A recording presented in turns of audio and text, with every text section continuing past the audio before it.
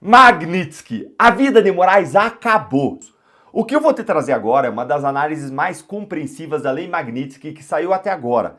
E apesar de ser uma análise extremamente interessante e valiosa para todos nós, sabe para quem que ela é mais valiosa ainda? Para o ministro Alexandre de Moraes. Ministro, é muito pior do que você imaginava. Vem comigo então, lê aqui essa análise completa. As informações vão chegando a todo momento. A Reuters também está circulando o nome de outras autoridades que devem ser sancionadas, tá? Dentre elas um ministro, relator da inelegibilidade, o Benedito Gonçalves. A Jussara Soares fez uma listinha aqui que nos ajuda a entender quem é quem. Tem alguns nomes ligados ao Alexandre de Moraes, além do Benedito Gonçalves, o mais conhecido, né? Tem 4 nomes ligados a Alexandre de Moraes e o ministro também, Benedito Gonçalves. Falando sobre essas sanções, então, além de Jorge Messias, também teriam sido alvos das sanções José Levi, Benedito Gonçalves, Ayrton Vieira, Marco Antônio Martim Vargas e Rafael Henrique Janela Tamay Rocha, que são alguns aliados e pessoas próximas ao juiz Alexandre de Moraes. Além disso, Tainá, também autoridades do governo americano começam a fazer algumas postagens nas redes sociais e o secretário do Tesouro americano, Scott Bessent, acabou de fazer uma publicação, inclusive no Twitter, dizendo: Alexandre de Moraes é responsável por uma campanha opressiva de censura, detenções arbitrárias e processos politizados, inclusive contra o ex-presidente Jair Bolsonaro. A ação de hoje deixa claro que o Departamento de Tesouro americano vai continuar a perseguir indivíduos que fornecerem apoio material a Moraes, enquanto ele viola os direitos humanos. Então, mais uma vez aí, o secretário Scott Bessent, uma autoridade do governo americano, falando e apontando o que eles consideram um tratamento injusto por parte do juiz Alexandre de Moraes ao julgamento do ex-presidente Jair Bolsonaro. Um passo à frente aí nessas sanções, no momento em que Lula está nos Estados Unidos, isso causa um maior constrangimento. Isso é um ponto importantíssimo, né, Valdir, de se ressaltar. Nada é por acaso, tem vários simbolismos aí. Com certeza, Leilane, Colombo e Camila, escolheram o dia que Lula está já em agenda oficial em Nova York para aplicar essa sanção. Acaba de chegar a nota do ministro Alexandre de Moraes em relação à ampliação da Lei Magnitsky. Agora, a mulher do ministro Moraes foi alvo da aplicação da lei. O ministro chama aqui na nota dele de ilegal e lamentável aplicação da Lei Magnitsky à sua esposa. Não só contrasta com a história dos Estados Unidos de respeito à lei e aos direitos fundamentais, como violenta o direito internacional, a soberania do Brasil e a independência do judiciário. Aí segue aqui o ministro dizendo que a independência do judiciário, coragem institucional e defesa à soberania nacional fazem parte do universo republicano dos juízes brasileiros, que não vão aceitar coações ou obstruções no exercício de sua missão constitucional conferida de forma soberana pelo povo brasileiro. As instituições brasileiras são fortes e sólidas, o caminho é o respeito à Constituição, não havendo possibilidade constitucional de impunidade, de omissão ou de covardia. E como integrante do Supremo, ele vai continuar, diz aqui o ministro Moraes, a cumprir a sua missão constitucional de julgar com independência e imparcialidade. Então, o PGR acaba de denunciar o deputado Eduardo Bolsonaro e Paulo Figueiredo por coação em processo judicial. Nota está aqui do MP. Coloca aqui para mim, por favor, no telão. Então, as informações que acabam de chegar, o Procurador-Geral da República, Paulo Gonet, denunciou o deputado Eduardo Bolsonaro e o blogueiro Paulo Figueiredo ao Supremo hoje, segunda-feira, por coação em processo judicial. Esse trecho em que eles se posicionam nessa nota especificamente sobre essa denúncia da PGR. Olha lá, eles falam o seguinte: as ameaças de Alexandre, no caso Alexandre de Moraes, ministro do STF, feitas por meio da imprensa de encarcerar adversários políticos caso as sanções não cessassem, não tiveram qualquer efeito. Pelo contrário, só reforçaram a convicção de que estamos lidando com terroristas. Isso aqui são palavras de Eduardo Bolsonaro e Paulo Figueiredo. E aí, eles especificamente sobre essa denúncia, eles falam o seguinte: esqueçam acordos obscuros ou intimidações que usaram por anos, porque não funcionam conosco. Isso vale para mais essa denúncia fajuta dos lacaios do Alexandre na PGR. O recado dado hoje é claro: o único caminho sustentável para o Brasil é uma anistia ampla, geral e restrita que ponha fim ao impasse político e permita a restauração da normalidade democrática e institucional. Então, Yuri, Lari e Pedro, uma nota muito dura em que chama o PGR Paulo Gonet de lacaio de Alexandre de Moraes, e essa denúncia eles classificam como uma denúncia fajuta. Quero trazer em primeira mão um nome que vai perder o visto americano e o direito de entrar nos Estados Unidos. Esse nome eu trago em primeira mão. Ainda não foi divulgado. É o nome de Cristina Yukiko Kusahara. Quem é ela? Chefe de gabinete do ministro Alexandre de Moraes. Eu conversei com Paulo Figueiredo, então, que acaba de ser denunciado pela PGR, mas conversei com ele e ele me disse que apurou com fontes dele no governo dos Estados Unidos e me traz esse nome. Por quê? Porque o governo dos Estados Unidos mapeou a rede de apoio, assim eles dizem, uma rede de apoio em relação a Alexandre de Moraes e foi sancionando um a um. Primeiro tipo de sanção, agora essas sanções, tirar o visto americano, proibir que eles entrem nos Estados Unidos. Eu já estou para o tudo ou nada. Eu quero que o pessoal da Suprema Corte me veja como um radical. Eu não vou parar. Mais uma vez, não tenho, né? Eu acho engraçado, às vezes a imprensa noticiando como se eu mandasse alguma coisa de algum secretário do presidente Trump ou no próprio presidente Trump. Eu não tenho o poder da caneta. Essas pessoas são muito mais inteligentes do que eu, têm muito mais experiência e vivência de vida do que eu. Agora, naquilo que abre oportunidade para que eu entre, pode ter certeza, eu estou denunciando o regime.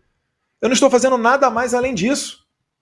Se realmente Alexandre de Moraes quiser investigar, achar que as sanções são ações antidemocráticas, terroristas, seja lá o que for, abre uma investigação contra o presidente Trump, contra o secretário Bassett, contra o secretário Marco Rubio e assim por diante. A minha conduta pode ter certeza que eu não vou mudar. Agora, se aprovarmos a anistia pelos fatos a partir de 2019, aí, com uma normalidade minimamente restabelecida, eu retorno ao Brasil e sairia candidato. Bolsonaro, meu pai, candidato a presidente, e eu candidato ao Senado por São Paulo. Também, né, a gente acordou aí com a notícia da sanção da esposa do Alexandre de Moraes, né, Vivi Barsi de Moraes. Isso tem como fundamento o envolvimento dela com Alexandre de Moraes, principalmente através do Instituto Lex, que é por onde movimenta boa parte do dinheiro da família do Alexandre de Moraes. Então, ela foi vista como uma pessoa que faz parte desse financiamento a uma pessoa que já é sancionada por violações de direitos humanos, que é o ministro do STF, Alexandre de Moraes. Então, acabou saindo a sanção dela. Essa sanção, ela ocorre devido, né, a uma extensão da Lei Magnitsky. Então, Moraes foi sancionado pela Lei Magnitsky, ela presta apoio financeiro, né, dentre outros, e acabou também tomando essa sanção. É o que a gente tem dito. O mais difícil, o mais burocrático já foi feito, que é juntar a papelada, fazer o convencimento, ter todos os relatórios para aplicar a Lei Magnitsky no Alexandre de Moraes. Quando sai a Lei Magnitsky, significa o quê? Significa que aquela pessoa ela consta numa seleta lista onde estão terroristas, violadores de direitos humanos, pessoas que fazem barbaridades e atrocidades, e nessa lista é a chamada lista da OFAC. OFAC é a sigla em inglês, OFAC, para o Office of Foreign Assets Control, ou seja, é o Tesouro Nacional Americano que faz o controle dos ativos financeiros. Essa pessoa ela fica impedida de ter qualquer tipo de relação com empresas norte-americanas. Então, a rigor, o Moraes ele fica impossibilitado até mesmo de viajar de American Airlines, de ter uma conta no WhatsApp, no Waze e assim por diante. É claro que para a execução fiel de tudo isso, leva-se um determinado tempo. Né? Vocês viram, por exemplo, né, depois da nossa visita ao secretário de Estado, ao secretário do Tesouro, né, o Scott Bessent, que eu fui junto com o Paulo Figueiredo, depois vieram as notificações aos principais bancos brasileiros para saber se o Moraes tem ou não uma conta naquele banco.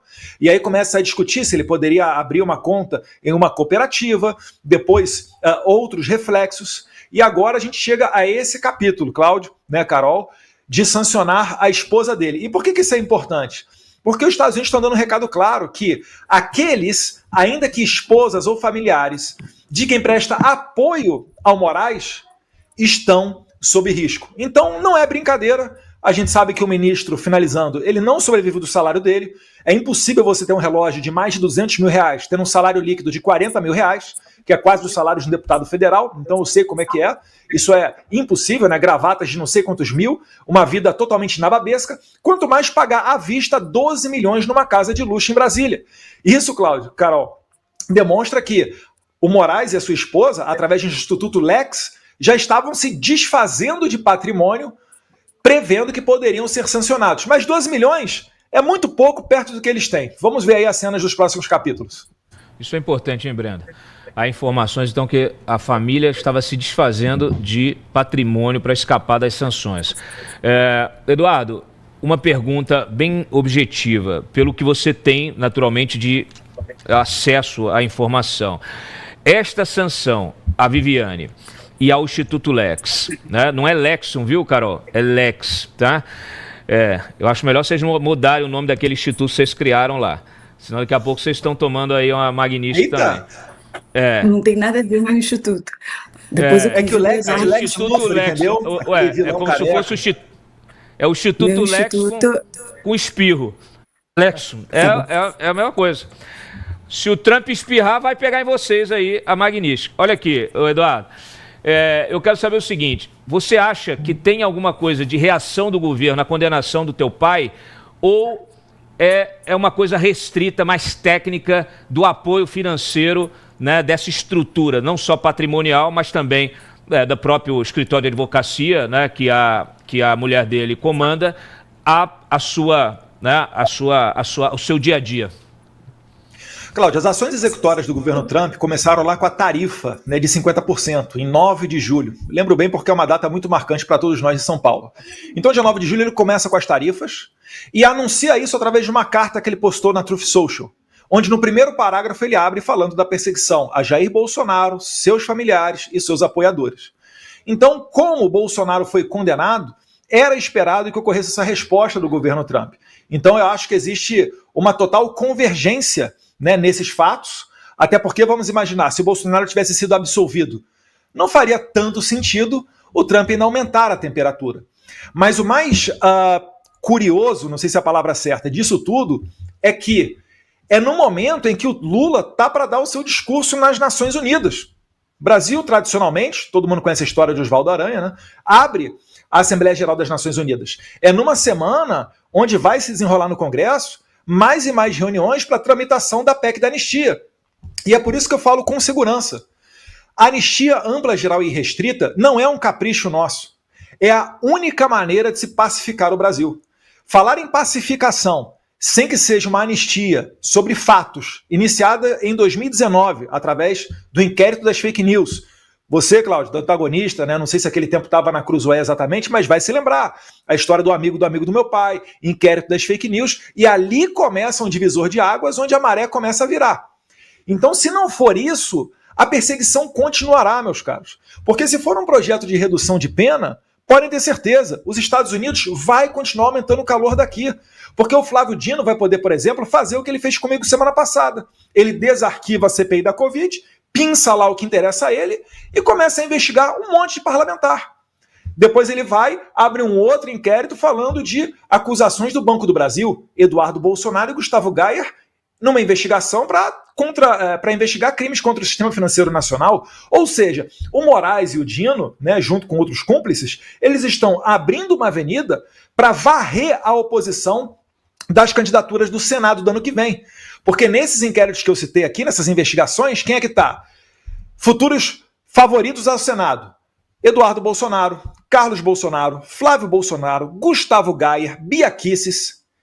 E se nós conseguirmos fazer uma anistia desde 2019 para agora, eles não vão mais poder fazer isso. A gente vai acabar com os inquéritos. É isso que está em jogo. Não é simplesmente colocar em liberdade ou reduzir a pena. Porque, é claro, né, eu vou querer reduzir a pena, eu acho melhor o semiaberto do que o fechado, mas tudo isso é injusto, tudo isso está dentro do mesmo contexto de perseguição, e não serei eu que estou aqui exilado, junto com gente que está exilado na Argentina, Paulo Figueiredo, Rodrigo Constantino, até mesmo outras pessoas, outros jornalistas, Guilherme Fiuza, que a gente vai continuar pagando o pato de uma perseguição quando a gente tem uma oportunidade como essa. Então, meu recado para o relator Paulinho da Força é: somente uma anistia sobre os fatos vai conseguir pacificar o Brasil. Falar qualquer coisa diferente disso não vai gerar o resultado desejado e nem adianta barganhar com deputados federais no Brasil. Olha só, mais uma antes de eu transferir para o Gilbran aqui, que também tem pergunta, e para a Carol. Nós recebemos aqui a informação de que também houve aí uma sanção ao AGU, né, o Bessias, né, o Jorge Messias, o velho Bessias. Para quem não conhece, não está familiarizado com o apelido do Jorge Bessias, é por causa de um grampo justamente da Lava Jato que pegou a Dilma conversando com o Lula e ela avisando que ele, o Jorge Messias, na época ali o seu assistente, levaria em mãos a nomeação do Lula para a Casa Civil, né? Então, ela fala daquele jeito dela, né? Ela, em vez de falar Messias, ela fala Bessias. O Bessias vai aí. Então, o Jorge Bessias, Eduardo, a gente tem informação de que teve agora o visto revogado. E tem a confirmação também da revogação que já tinha sido anunciada de forma genérica, mas não nominal, né? Dos 7 ministros, além do Alexandre de Moraes, né? Então, Barroso, Fachin, Dias Toffoli, Zanin, Flávio Dino, Carmen Lúcia, Gilmar Mendes. Tem mais coisa para vir, você acha? Eu acho que sim, Cláudio. Né? No decorrer do dia a gente vai tomando conhecimento das medidas. Eu estou aqui de olho, acompanhando a Rede X do State Department, que é uma fonte fidedigna, obviamente, né? Porque são eles que tratam dessas questões de vistos. Eu vi que saiu uma matéria na Reuters, mas eu não consegui ler ela inteira ainda, porque entrei aqui no programa. Mas, ao que tudo indica, pode ser que mais autoridades venham a ter essa sanção de perda do visto americano. Essa daí é muito fácil, porque é totalmente discricionário da autoridade norte-americana, né? Ele pode, num dia tirar, no outro dia voltar, enfim. Isso não tem um grande rigor, uma grande burocracia, tal qual ocorre com a Lei Magnitsky, por exemplo. Então, eu não ficaria surpreso se no decorrer do dia o State Department, né, que é o secretariado do Marco Rubio, se ele vier a fazer novos anúncios, se bem que normalmente quando eles retiram o visto, eles não fazem anúncios oficiais na Rede X. Eles apenas comunicam, né, que ocorreu mais uma leva de retirada de vistos, de confisco, e não falam, né, não discriminam qual autoridade. Vamos ver se agora eles vão mudar essa conduta, mas muitas das vezes, né, nos canais laterais, né, pela tangente, uma ou outra agência acaba comunicando. Olha aqui, Gilbran. Vale lembrar, Cláudio, o Bessias é um supremável, né? Correto? O Bessias é supremável. Ele é o nome escolhido, inclusive, da turma do Prerrogativas, né? Que é aquele grupo liderado pelo Marco Aurélio, que vamos dizer assim, é o braço jurídico do PT e hoje tem uma influência enorme na Janja, né? Então, a Janja e o Marco Aurélio se falam quase que diariamente. O AGU se tornou justamente essa figura ali fundamental para todas as medidas de restrição de direitos, violações, tudo que é tomado em alinhamento com o STF, mas por parte do governo Lula, quem assina a medida é o Messias, né? O Jorge Messias que assina essas medidas, inclusive com pedido de abertura, né, de investigação contra vocês, com aquela criação daquela Procuradoria de Defesa da Democracia, né, que também perseguiu tanta gente aí, nosso amigo Pavinato. Então, o Jorge Messias é esse nome que é sim cotado para ser o próximo indicado ao Supremo. Então você vê que são 2 nomes já, né? Nós temos aí o senador Rodrigo Pacheco e o Bessias, pelo menos é o que a imprensa noticia, que estão no radar aí para uma eventual futura vaga dentro do Supremo Tribunal Federal. Rodrigo Pacheco também. Então, a gente está aqui, a gente está ao vivo e as informações vão chegando. Já estou orientando a equipe a ver essa informação do Rodrigo Pacheco para subir no site. Gilbran, sua pergunta. Deputado, minha pergunta é a seguinte. Nós sabemos todos que o senhor teve um custo pessoal altíssimo nesse processo, está fora do país. Do jeito que as coisas vão indo, se estivesse no Brasil, talvez até estivesse preso, não é? Desse ponto de vista, tem uma ideia que eu gosto muito do Sartre, que ele diz assim: uma vitória, quando ela é observada nos detalhes, a gente não consegue diferenciá-la de uma derrota, porque o processo de vai e vem e os custos são muito grandes. Fazendo uma leitura de cenário distanciado, o senhor acha que esse é o caminho? E se for esse o caminho mesmo, qual é o próximo passo? O que vem por aí? A gente sempre tem que ter um certo escrutínio para não entregar muita munição para o inimigo. Mas eu acho que o caminho é só esse. Se nós voltarmos coisa de 4, 5 meses atrás, eu acho que pouca gente acreditaria que o Congresso Nacional estaria debatendo uma anistia, né? E a gente está vendo aí isso daí acontecer. Mas cada dia vai ser uma batalha. Então acho que é por aí. Eu acho que o fator Trump, né, Estados Unidos, ele vem quase que como uma graça divina nesse momento, que é o que está dando esperança, porque se você retirar da equação, a gente estaria caminhando aí para o Bolsonaro preso, né, até a morte. Você veria, né, esses processos se aflorar cada vez mais. O PL, o Partido Liberal, é o que é recordista em ações dentro do STF, majoritariamente por conta de falas, muitas vezes da tribuna, né? Você tem eu, tem o Geyer, tem o Nicolas, vários outros que são normalmente os puxadores de voto dos seus estados. Então o sistema está se adequando para limar a direita, não é a extrema-direita, né? Extrema é quem dá tiro no outro e comemora a morte de alguém, quem dá facada no outro. Isso aí é extremo. Nós não, nós aqui acreditamos no debate, seguimos aqui levando a ideia adiante, as ideias da liberdade, e eu acho que o caminho é por aí. Não tem como você esperar, né, que através do diálogo você vai conseguir convencer o Alexandre de Moraes de fazer diferente. Ele já não tem pudor nenhum. Eles alteraram duas vezes, né, a jurisprudência do STF para atrair para si a competência para julgar o Jair Bolsonaro. Todos os outros 6 presidentes, se você for ver o Michel Temer e o Lula, foram julgados por juízes da primeira instância. Bolsonaro foi direto no STF e não foi pelo plenário, como deveria ser como presidente. O Fux, inclusive, fez esse lembrete, né, que se for para ser dado o tratamento de presidente, então Bolsonaro tem que ser julgado no plenário, pelos 11. E não foi pela primeira turma, onde existe uma maioria ali de pessoas, né, sem comentários. Ex-advogado do Lula, ex-ministro da Justiça do Lula, o Alexandre de Moraes e assim por diante. Então, o caminho é sim continuar aumentando a temperatura até que o sistema brasileiro entenda que não vale a pena lutar, né, nesse fronte onde se rasga a Constituição a todo momento. Nós só queremos o retorno da normalidade. Nós só queremos a harmonia entre os poderes. Se isso daí ocorrer, já vai estar bom demais. Perfeito. E aí, com relação ao que a gente tem visto nos últimos meses, o governo patinando em entregar aquilo que prometeu na campanha, a oposição, ainda que previamente, mas já se organizando para se unir num contraponto ao PT. Hoje eu considero o antipetismo como uma das principais forças, se não a principal força política do país. A oposição tem uma chance considerável, cada vez mais factual, de assumir o governo a partir das eleições de 2026. Nessa sequência de ações que tensionam muito a situação, especialmente nessa correlação entre os 3 poderes. A gente viu, eu sempre falo isso, o Congresso Nacional assumiu um poder acima do Poder Executivo com as emendas e o Supremo Tribunal Federal assumiu um poder acima dos 2, englobando aí essa dinâmica das decisões.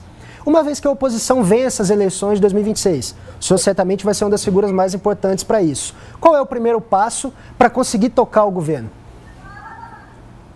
A gente vai ter que ver o tamanho do estrago deixado pelo PT para trás, né? Óbvio que isso daí vai passar por reformas, isso aí vai passar por apertar os cintos, vai passar por cortar o tamanho da máquina, obviamente privatizações de empresas, não todas elas, porque eu não me considero anarcocapitalista, mas uma boa definição de estado mínimo, o que é estratégico. Por isso que eu acho que vale a pena olhar de perto aqui o que tem sido feito pelo governo Trump, o que tem sido feito e pensado principalmente pelo seu vice-presidente, né, o D.D. Vance, para que a partir daí você consiga realmente colocar o país nos trilhos. Isso daí leva tempo, isso daí é complicado. Por quê? Porque foram décadas de domínios da esquerda, né? Desde 2002, praticamente, você tem não só o Lula de presidente, mas eles se prepararam muito para chegar a esse momento. Por exemplo, você não entra numa universidade hoje, né, carregando uma bandeira do Brasil ou minimamente podendo ser identificado como alguém não de esquerda. Você vai literalmente tomar pancada. Então esse é o nível da dominação, né, que a gente tem que combater. E aí vale você abrir outras frentes, vale você entrar com novos projetos, né? Vale você entrar com voucher, né? Tem várias ideias novas, disruptivas, para você conseguir implementar enquanto governo. Lembrando que nem tudo o presidente pode fazer, tem que passar pelo Congresso, mas o presidente tem muita força. E também, né, vale a pena, tendo uma maioria de senadores, colocar adiante o ministro Alexandre de Moraes, né, o seu impeachment. Isso daí seria certamente uma das pautas prioritárias. Olha aqui, chegou uma informação, eu não sei se você tem condição de agregar informação e tal, mas enfim, de que a documentação aí, que essas sanções já estavam prontas desde a semana passada, mas a divulgação ela foi programada para coincidir com a chegada do Lula em Nova York, como você mencionou no início, aí, por causa da Assembleia Geral da ONU. Você acha que tem alguma coisa, tem algum tipo de fundamento? Mais uma vez aqui a gente está se baseando em informações veiculadas até por agências internacionais como a Reuters. Cláudio, eu não sei, mas eu me colocando no lugar de um presidente ou de um secretário de Estado aqui nos Estados Unidos, eu daria essa notícia no momento mais impactante possível, para deixar o recado bem claro. Você bem sabe, né, Cláudio, que final de semana, normalmente, as pessoas não se interessam muito por política. Estão mais preocupados em jogo de futebol, curtir a família, ir para a igreja, ter um lazer. Então, quando você coloca essa medida para ser anunciada numa segunda-feira, ela vai ter mais repercussão, vai ter mais desdobramento, vai ter um impacto maior. Então, do ponto de vista da comunicação, eu digo que seria acertado, né, se realmente for verificado que foi aguardado o momento dessa segunda-feira para fazê-lo. E mais ainda, sabendo que tem a abertura da Assembleia Geral das Nações Unidas. Né? O Lula, ele é um antagonista do Trump. Vale lembrar, né, que ele no passado, antes da eleição do Trump, disse que um eventual governo Trump seria a nova cara do nazifascismo. A sua esposa mandou o então secretário Elon Musk para aquele lugar. Depois você tem uma coletânea ali de Gleisi Hoffmann, Paulo Teixeira, praticamente xingando integrantes do governo Trump. Então o Trump não quis dar, né, de bandeja todos os holofotes ao Lula. Muito provavelmente, achismo meu, ele vai colocar ali o governo Lula para ser mobilizado para pelo menos uma parte do seu tempo para ficar explicando, por exemplo, por que o Messias perdeu o seu visto e etc. Me parece que o Messias já não vai mais conseguir acompanhar o processo no escritório que ele contratou nos Estados Unidos, né? Aquele processo... Que ele queria botar eu para pagar a conta. Ele contratou um escritório, as cifras podem chegar a mais de 3 milhões de dólares e estava dizendo que eu poderia pagar a conta. Olha só que absurdo, que loucura. Pelo menos que ele tivesse te ligado. De repente você conseguia um escritório mais barato, né? Pro bono, sabe lá, né? Já basta o imposto que a gente paga, Cláudio. Você sabe bem. Pô, olha aqui, ó. O Mário Jorge, que é um espectador nosso aqui, está te perguntando o seguinte: Eduardo, o ditador, ele está se referindo ao Moraes aqui, avisou que mandaria Bolsonaro para a prisão se viessem sanções. E se acontecer isso, o que os Estados Unidos farão? Quer dizer, vieram as sanções, a expectativa agora é justamente que haja uma réplica ou uma tréplica. A gente já está aqui na tréplica da tréplica, né? Mas o fato é que, de fato, a gente viu aí, inclusive naqueles jornalistas que fazem o papel constrangedor de porta-vozes de ministros, eles disseram, eles publicaram dias atrás justamente que se viessem mais sanções, o Moraes mandaria teu pai para Papuda.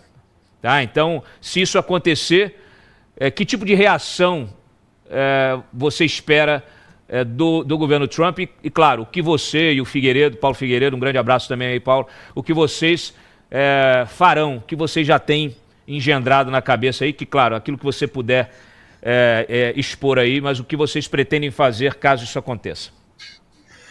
Considerando que o ex-presidente Collor está em prisão domiciliar devido a uma crônica apneia do sono, você mandar o Bolsonaro, recém-diagnosticado com câncer, para Papuda, isso só vai deixar mais escrachado, né, o violador de direitos humanos que o Alexandre de Moraes é. Isso vai aumentar a chance, né, o frame para a gente levar para a Europa, para sancioná-lo também na Europa. E não só ele, todos aqueles, mais uma vez, que dão suporte ao Alexandre de Moraes. Mas eu acho que mais do que isso, fica bem claro o recado já dado pelos Estados Unidos. Eu não sei se agora se foi o Jason Miller ou se foi o próprio Christopher Landau, que é o braço direito do Marco Rubio, que relembrou essas semanas que os Estados Unidos não negocia com terrorista. E eu acho que está muito certo, porque se você for escrever o que Alexandre de Moraes diz, você vai acabar entrando no jogo dele. Ou será que ninguém aqui se lembra daquela cartinha do Temer, onde o que ficou acertado, ainda que de maneira informal, né, ficou circulando por aí, era de que os inquéritos, como da milícia digital, da fake news, esses inquéritos do fim do mundo, iriam acabar e nada disso aconteceu, depois daquela carta que o Bolsonaro fez dia 8 de setembro de 2022. Então, o que o Moraes fala não se escreve. Eu até hoje aguardo do presidente Temer, que foi o fiador dessa conversa, né, o seu posicionamento, porque a gente não esqueceu, nós continuamos sendo perseguidos, nós continuamos tomando inquérito, e eu acho que os Estados Unidos fez muito bem em seguir por essa conduta firme de seguir sancionando a Viviane. Se continuarem as ameaças, se continuarem abrindo inquéritos, como semana passada ocorreu comigo, 3 novos inquéritos contra mim semana passada. Se continuar esse clima persecutório, o Brasil, as suas autoridades, a sua elite, vai continuar perdendo. Bom, Eduardo, deixa eu dar boa tarde aqui também para o André Pinelli, que já estava programado de entrar com a gente aqui. A gente ia falar sobre o funeral do Kirk. Eu até vou te perguntar sobre isso também, a tua impressão. Me parece que foi um evento com uma participação popular muito grande, né? E aí com reconciliações, vimos o Elon Musk com o Donald Trump se cumprimentando. Então eu quero te perguntar, quero dar boa tarde aqui, boas-vindas ao André. André, obrigado mais uma vez pela presença aqui. Carol também, se tiver pergunta para o Eduardo. E eu vou te devolver, mas antes eu preciso passar para a nossa audiência a notícia que também chegou aqui. Além do Messias, também tiveram seus vistos revogados o ex-procurador-geral José Levi, tá?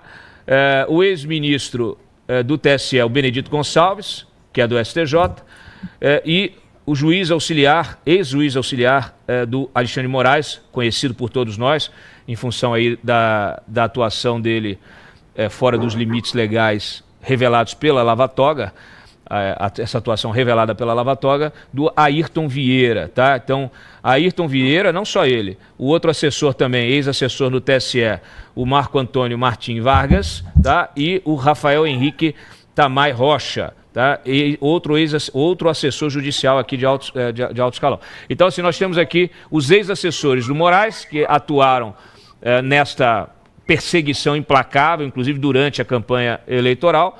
Nós temos o ex-procurador-geral aqui do José Levi e também o Benedito Gonçalves. Então, pelo visto, nós temos aí uma nova leva muito importante de sanções. São 2 tipos de sanções. Nós temos a Magnitsky, que está sendo ampliada para a esposa do Alexandre de Moraes, e nós temos uma nova leva de sanções com a suspensão de vistos para a entrada nos Estados Unidos de autoridades brasileiras de alguma maneira associadas a esse regime de perseguição à direita no Brasil. Eu devolvo para você, Eduardo, e aí eu abro também para os nossos convidados aí, para a Carol e para o Pinelli também perguntarem para você, mas eu queria a tua avaliação sobre essa nova leva agora de sanções com esses nomes que a gente está trazendo aqui em primeira mão, e eu queria uma explicação tua, se possível, de forma mais técnica, em relação aos imóveis, né? Nós temos aí o Instituto Lex, onde a família Moraes tem os seus imóveis, o seu patrimônio. Que tipo de consequência esse patrimônio pode ter sob o ângulo da aplicação da OFAC, tá? Essas 2 questões, e aí eu abro para os 2. Perfeito, vamos lá. Primeiro, eu acho que vale a pena a gente destacar aqui o importante papel e quanto importante que é para a gente ter a liberdade de imprensa para garantir as liberdades individuais. Né? Se a gente está falando aqui do cancelamento do visto de Marco Antônio Vargas, de Ayrton Vieira, dentre outras pessoas, isso se deve muito ao trabalho do Glenn Greenwald e da Folha de São Paulo. Eu tenho certeza que muita gente de direita adoraria fechar a Folha de São Paulo, que acho que foi o inimigo número 1 em matéria de imprensa contra o presidente Bolsonaro. Chegou a colocar nos seus editoriais, né, opiniões, porque eu torço pela morte do presidente, o que é totalmente nefasto e repugnante. Mas o que eu quero trazer aqui é que o importante é que o leitor julgue a imprensa. E se ele não consumir aquela informação, essa empresa vai morrer de inanição. Então, através dessas matérias da Folha, expondo Marco Antônio Vargas, né, expondo Ayrton Vieira, através de um corajoso trabalho do Glenn Greenwald, eu acho que isso foi essencial para esse fato aqui que ocorreu hoje. E mais do que isso também, agora parabenizando também, desculpa aqui, Cláudio, eu sei que é outro veículo de comunicação, mas a Revista Oeste, quando deu voz ao Tagliaferro, vocês aqui também, Cláudio, que colocaram adiante essas matérias, tá? Isso tudo exige coragem, por muitas vezes tem ameaça de bastidor, mas isso daí é o que cria a consciência. E uma vez formada a consciência, vem o passo seguinte, a execução, a medida judicial, a medida do presidente, as sanções e etc. Então, não ache que é um pormenor, porque muitas vezes eu vejo, saiu lá na coluna do antagonista, do Cláudio Dantas, na revista tal, mas isso daí não vai dar em nada. Aí o Moraes está dando risada. Não é bem assim. E eu finalizo também, antes de passar aqui para a parte dos imóveis, a repercussão que isso pode ter, é que nas conversas que foram expostas, né, nas conversas de WhatsApp, o Marco Antônio Vargas falava para o Tagliaferro: a gente tem que pegar o Eduardo Bolsonaro. E eu acho que eu só não me compliquei mais dentro desses processos aí do Alexandre de Moraes porque não deu tempo. Né? O Glenn Greenwald expôs essas matérias todas e depois eu vim a me exilar aqui nos Estados Unidos. Mas eles que queriam pegar o Eduardo Bolsonaro acabaram sendo pegos. Eu queria ver o que está pensando agora o argentino das lives lá depois da eleição, o Fernando Serimedo. Porque a ideia deles era me conectar com o Fernando Serimedo para dizer que as transmissões ao vivo do argentino eram antidemocráticas e que ele faria junto comigo parte de uma rede internacional para atacar a democracia brasileira. Acabaram sendo pegos.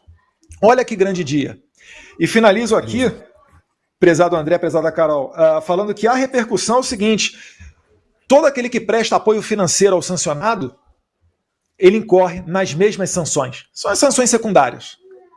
Mas basicamente a mesma coisa. Perde conta bancária, perde possibilidade de se relacionar com empresas americanas. Então, se o Instituto Lex do Alexandre de Moraes resolver vender esse imóvel de 12 milhões lá em Brasília, o comprador muito provavelmente terá uma altíssima chance de ser sancionado. Então, em que pese o patrimônio estar no Brasil, há impacto, há repercussão. Porque muitas das vezes, né, eu via no começo, principalmente aquela fatia da imprensa abastecida com dinheiro público, dizendo que as sanções se limitam a atividades norte-americanas, a contas bancárias nos Estados Unidos, etc. Não é bem assim. Tanto é que não foi coincidência, na minha visão, a compra dessa casa de 12 milhões de reais, né, de luxo, pelo Instituto Lex, lá em Brasília. Então, essas são as principais repercussões e considerações que eu tinha a fazer aqui. Excelente. Bom, deixa eu pedir aqui, fazer um breve apelo aqui ao pessoal que está nos assistindo. Nós estamos com mais de 20 mil telas conectadas conosco. Pessoal, mais de 10 mil likes. Vamos dobrar esses likes aí. Vamos fazer igual a Dilma. Vamos triplicar, dobrar, triplicar. Não vamos deixar a meta aberta aqui. Aproveitar a presença de Eduardo Bolsonaro e tudo com todos os bastidores e análise do impacto destas novas sanções, né? Tanto as sanções de suspensão de vistos, como também a da Magnitsky, da aplicação da extensão da Magnitsky do Alexandre de Moraes, a sua esposa, a Viviane Bassi, e também o Instituto Lex, né? Nós temos aí também, lembrando que a Viviane é advogada, ela hoje tem grandes empresários da República aqui como clientes, empresários com interesses, com processos no STF, e o seu escritório naturalmente também será alcançado, me parece, com Eduardo. Eu acho que está bem claro que o seu escritório, a sua atividade empresarial como advogada, ela será afetada, né? Isso pode se estender a quem der apoio. Lembrando aqui, e eu fiz isso já algumas vezes, né, quando essas sanções secundárias, que a gente chama, elas são aplicadas não é só em quem presta apoio financeiro ao sancionado, né, segundo o que está escrito na lei Magnitsky e que já foi explicitado pelo OFAC. Inclusive a gente tem aí a publicação do OFAC da sanção de hoje, a gente vai colocar na tela daqui a pouquinho para vocês verem. Nós temos essa aplicação não só em função de eventual apoio financeiro ao sancionado, no caso ao Moraes, mas também qualquer tipo de apoio logístico, qualquer tipo de divulgação que, vamos dizer assim, que dê mais força pública, né, para o sancionado. No caso, por exemplo, nós tivemos o Alexandre de Moraes palestrando recentemente, Eduardo, no LIDE, né, do João Dória, participando de um evento. Este grupo do LIDE pode vir a ser sancionado também, porque está previsto, quem der qualquer tipo de assistência, seja assistência jurídica, seja assistência de propaganda, de relações públicas, seja um apoio logístico, qualquer tipo de apoio ao Alexandre de Moraes pode vir a ser sancionado também, além do apoio financeiro, naturalmente. Carol, sua pergunta para o Eduardo. Nesse sentido do que você está falando, Dantas, não é só apoio, Luiz, mas apoio operacional, né? Porque o Moraes está fazendo o que ele está fazendo porque ele tem apoio dos demais ministros do STF e dos presidentes das casas, né? Do Alcolumbre e do Mota. A gente assistiu agora na votação da anistia, né? Na verdade, a votação só pela urgência, mas desse projeto que está aí, que o projeto ia e vinha do STF, né? E aí a gente viu a catástrofe que foi um projeto que pode, inclusive, aumentar a pena dos presos do 8 de janeiro. Então, assim, está todo mundo esperando a sanção também para o Congresso. Mas, em relação aos presos, aos sancionados que a gente tem agora, principalmente em relação, né, ao ministro Benedito, que é uma missão dada, missão cumprida, o que a gente está vendo é que os Estados Unidos está reconhecendo que houve fraude nas eleições, né? Porque colocar o TSE, que influiu, teve essa influência clara ali no processo de eleição, é muito simbólico. Então, assim, o que a gente tem hoje são vários assuntos no STF, né? São várias violações, não é mais só a violação em relação ao Bolsonaro, e isso faz com que todos os ministros, então, sejam passíveis de sanção. E aí, Eduardo, fazendo um pouquinho aqui de advogada do diabo, a última vez que você veio aqui, eu fiz essa pergunta, né? Por que não sancionar o Gilmar, os demais ministros? E a resposta foi não. Eles estariam um pouco constrangidos em fazer qualquer movimento. O que a gente está vendo é que eles estão de mão dadas cada vez mais, né? Principalmente em relação agora à anistia. Então, qual que é a sua expectativa? Qual que é o sentimento em relação a tudo isso, assim? E quem, na sua opinião, quem são os principais nomes, então, para serem sancionados agora? Cara, acho que você está certa, tá? Eu acho que tem um holofote maior agora para cima de outras autoridades que não somente o Alexandre de Moraes.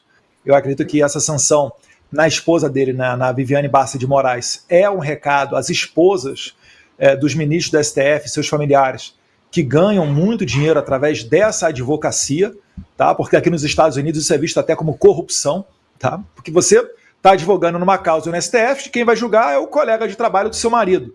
Isso é muito complicado você explicar dentro de uma ética, de uma moral, que isso daí está ocorrendo. Então eu acho que tem uma grande chance de partirem os holofotes para outros ministros do STF nesse momento. É que ali atrás um pouco era importante deixar essa porta aberta. Ela continua de certa maneira ainda aberta, né? Vamos ver como é que anda a anistia, porque a anistia é o que abre, né? Não é o que o presidente Trump falou, mas é o que você consegue concluir, é o que abre aquela carta do Trump ao Lula de 9 de julho, onde ele implementa as tarifas de 50%. Então vamos acompanhar, mas ultrapassado Alexandre, Viviane, Instituto Lex, eu acho que agora ninguém tem mais dúvida do que está vindo aí pela frente, né? Tá com certeza a primeira turma toda sendo olhada de perto. Obviamente eu não falo pelo governo americano, não falo em nome de ninguém, mas isso daí dá para inferir, isso daí dá para conferir facilmente, né? Eu acho que não precisa de muito esforço para você entender que esses podem ser os próximos passos. Até porque, o que você imagina? Que o Trump vá parar de tomar essas atitudes, sendo que não ocorreu nenhuma vitória, né, substancial a ser celebrada, sendo que o Bolsonaro está sendo condenado, sendo que as pessoas do Rio de Janeiro continuam na cadeia, sendo que continuam tendo exilados na Argentina, nos Estados Unidos e por aí afora. Então, mais uma vez, né, acho que a gente pode estar chegando perto aí de um momento onde as autoridades brasileiras consigam parar com essa perseguição. Caso contrário, a temperatura vai continuar aumentando.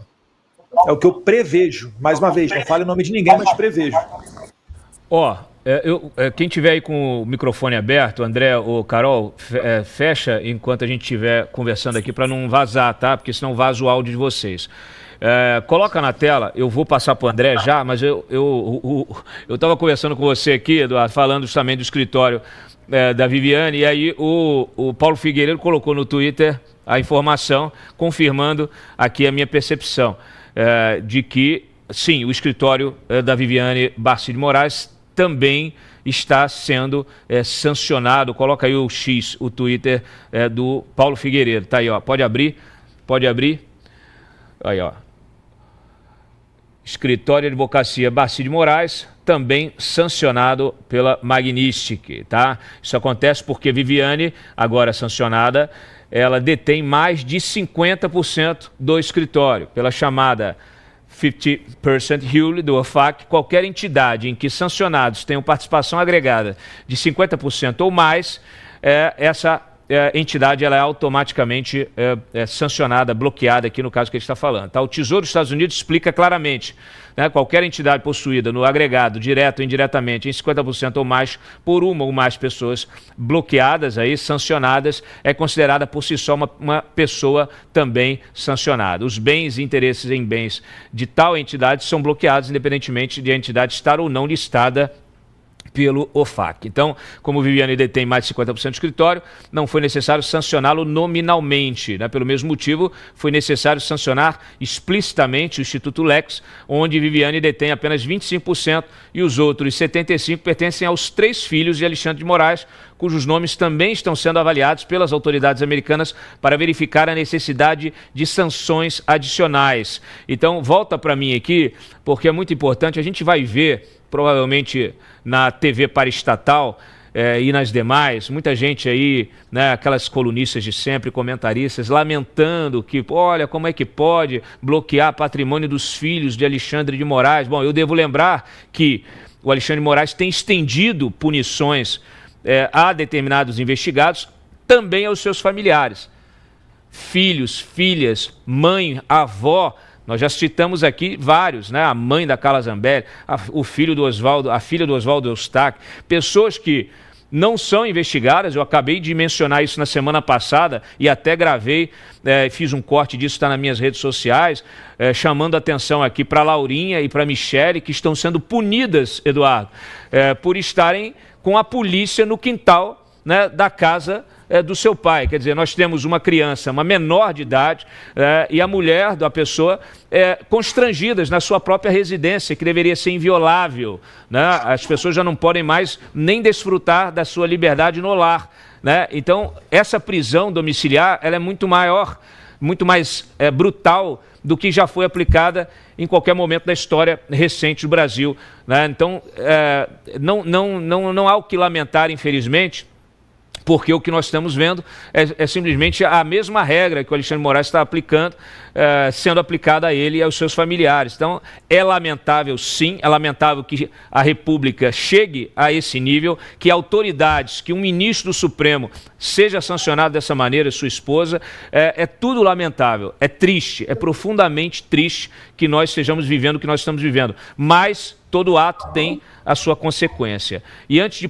Quero passar para você e depois eu passo para o André, porque eu queria o teu comentário em cima disso. Afinal de contas, você também está sofrendo com isso. Você teve até, me parece que a conta da sua esposa bloqueada. A conta da minha esposa está bloqueada. Está bloqueada também. Quer dizer, sua esposa não tem atuação política, não participa nem do debate público e, de repente, está sendo punida por extensão. E como é que eu alimento meus filhos se a minha conta e a dela está bloqueada? O Moraes ele quer fazer exatamente esse efeito. Eu vou um pouquinho mais adiante, Cláudio, porque você está certíssimo nessa análise. Só abrir um parênteses, por vezes não precisa nem ser familiar. Eu lembro de um determinado momento, no meio desse processo todo aí de 8 de janeiro, em que o Alexandre de Moraes mandou dezenas, se não centenas de pessoas de volta para a cadeia, porque ele viu que muita gente estava indo embora, principalmente para a Argentina. Então o que acontece? Ele puniu os indivíduos que ficaram no Brasil porque outros, que não têm qualquer conexão com eles, estavam se evadindo para a Argentina. Evadindo não, estavam fazendo a legítima defesa, buscando refúgio em um país democrático, né? Se você for ver, por exemplo, Jair Bolsonaro está sem passaporte, na justificativa, o Moraes botou lá que estava tirando o passaporte de Bolsonaro por risco de fuga, porque o Felipe Martins tinha ido para os Estados Unidos. E depois, quando a própria PF admitiu que isso não era verdade, não devolveu o passaporte para o Jair Bolsonaro. Então, é uma sucessão de abusos, rasgação de lei e Constituição a todo momento. Isso daí eu estou achando até pouco. Eu só finalizo levantando uma bola aqui no ar. Imaginem como está agora a cabeça do ministro Luiz Roberto Barroso, que já se sentiu altamente impactado pela retirada do seu visto e dos seus filhos, que inclusive tinham negócios aqui nos Estados Unidos, se ele puder ser, por exemplo, o próximo atingido por uma lei Magnitsky como essa. Eu não estou ameaçando, só por amor ao debate. Imaginem as consequências disso para com o ministro Barroso. Sem dúvida nenhuma. André, sua pergunta.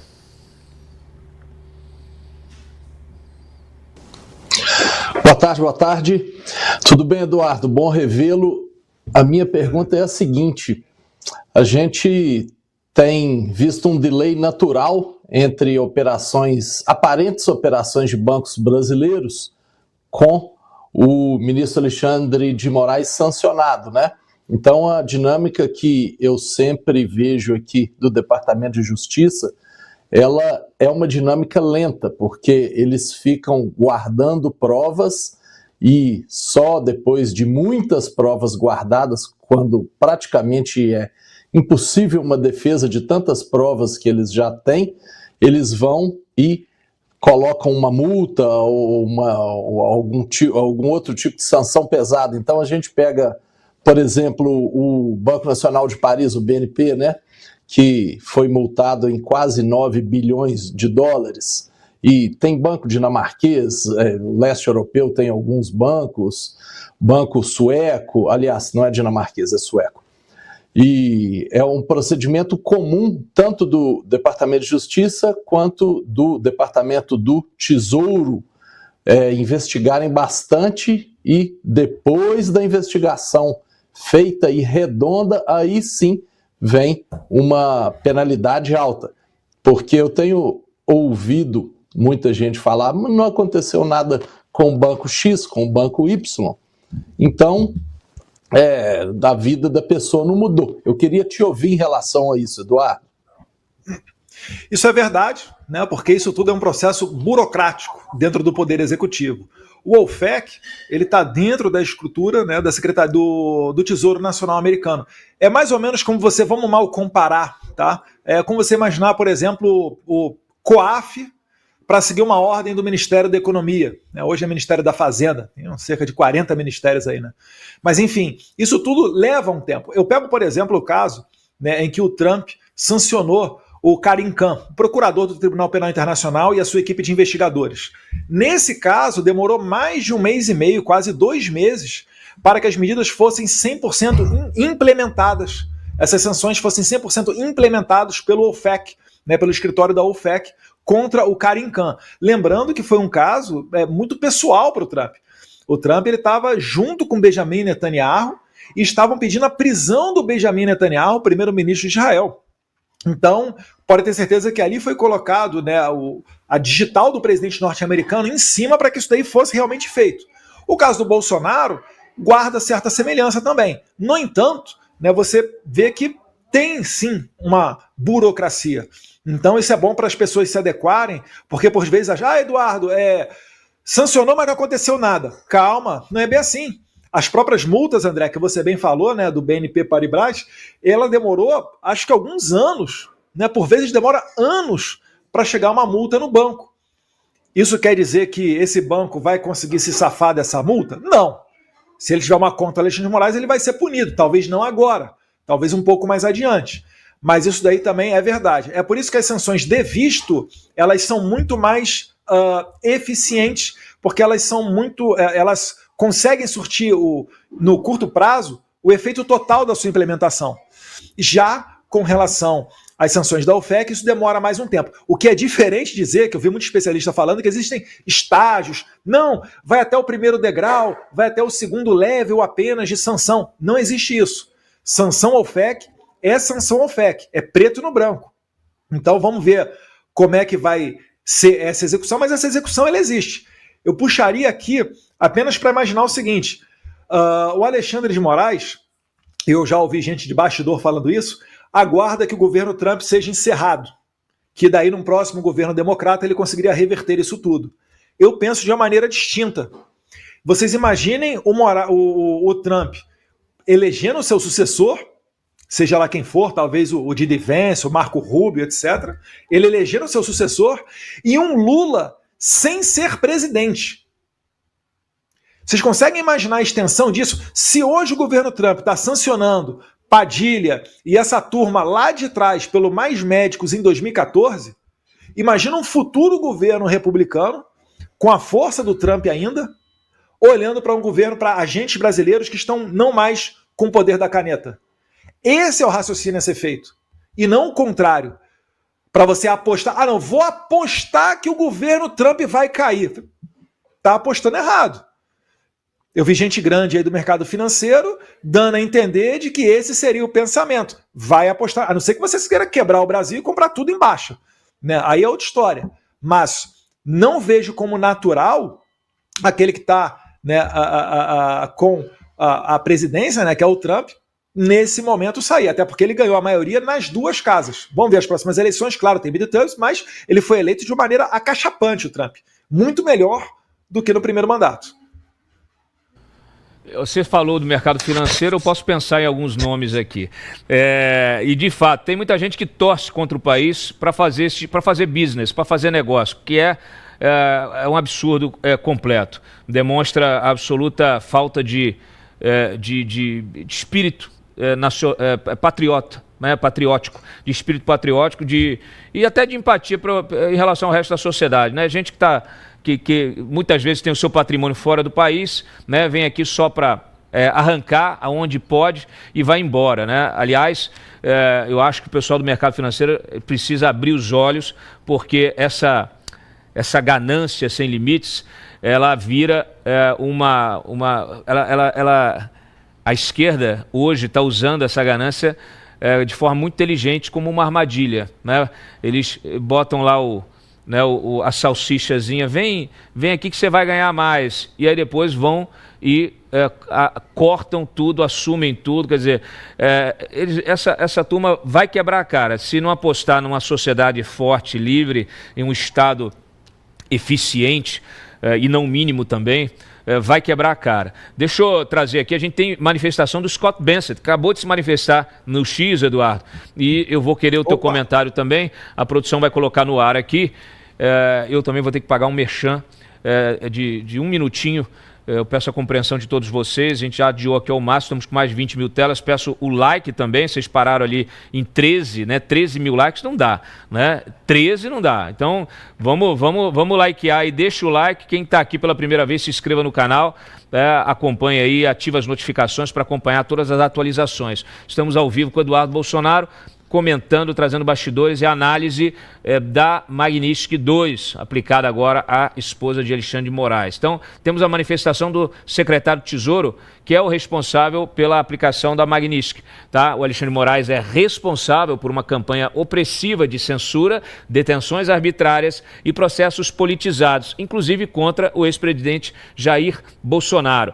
A ação de hoje deixa claro que o Departamento do Tesouro continuará a avisar indivíduos que fornecem apoio material a de Moraes, enquanto ele abusa dos direitos humanos. E aí pode clicar no de baixo, que é a nota oficial do Departamento do Tesouro.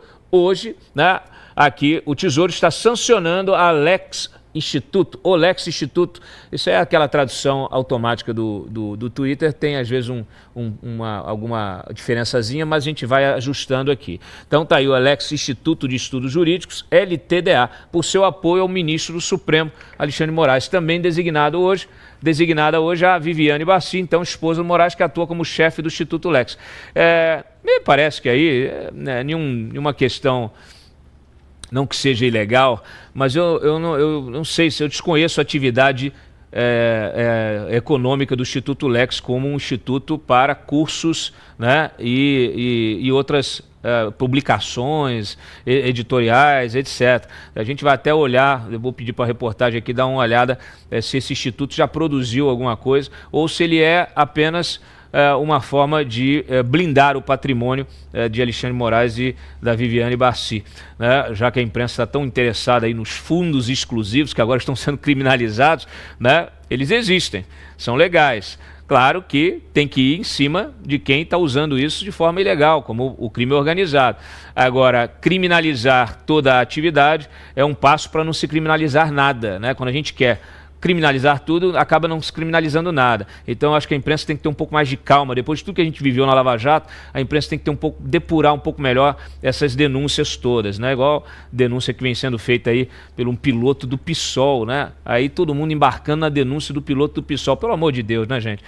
Temos um pouco de senso do ridículo, né? É uma denúncia dirigida, né, inclusive ao Rueda, que é o presidente da União Brasil, uma denúncia que é de um piloto filiado ao PSOL, e uma denúncia sem prova. Então, assim, vamos parar com esse tipo de jornalismo, tá? Vamos fazer um jornalismo mais responsável, que é tudo que o Brasil precisa, é um jornalismo mais responsável. Por favor, coloca a Alessandra, eu quero o Eduardo na sequência para me explicar aí, para comentar, inclusive, essa publicação do secretário do Tesouro. Alessandra, desculpa te fazer esperar, mas hoje é um daqueles dias, né? Sabe aqueles dias? A gente também tem aqueles dias, e aqui é um daqueles dias. É o dia em que a notícia não para, a gente é atropelado, mas eu te agradeço aí por ter esperado um pouquinho para trazer sempre uma notícia boa para o nosso espectador, que é o benefício, né? O que são os benefícios do Biogama.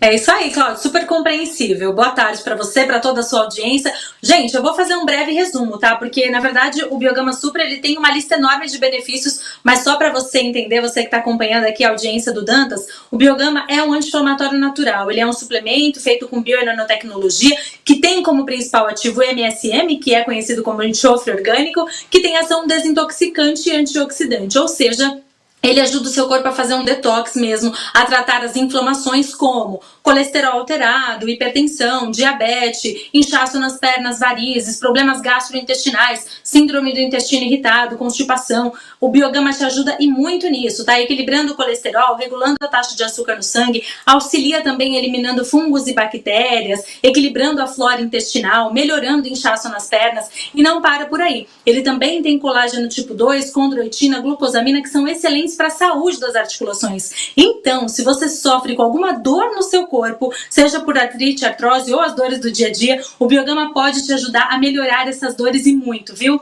Liga agora 0800 777 0007, porque tem promoção especial. É só falar que você está acompanhando Dantas, que você garante o Biogama Supra com 60% de desconto. Se aplicar o cupom BIO15, você acrescenta mais 15% de desconto, totalizando 75% de desconto para essa segunda-feira.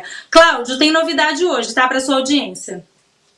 Garantir o Biogama Supra com esse super desconto, vai ganhar 2 potes do Biomag 7, que é o suplemento à base de magnésio. Lembrando que o pagamento é facilitado, tá, gente? Tem massageador e tem pomada também de presente. Então aproveita, porque hoje é o dia de você garantir seu Biogama, né, Cláudio? Sem dúvida, aproveita enquanto tá rodando o programa para você aproveitar essa promoção, que ela é exclusiva para quem está nos assistindo. Então, obrigado, Ale, a gente já se fala. Aliás, ô Eduardo, eu ia aqui porque eu sei que você está num momento de muito estresse. O Biogama ajuda, porque o estresse inflama o corpo, né? O Biogama desinflama. Eu ia te mandar, mas eu tô na dúvida, porque se eu te mando isso aí, vão dizer que eu estou apoiando a articulação... Vão congelar tuas contas. Contra a justiça.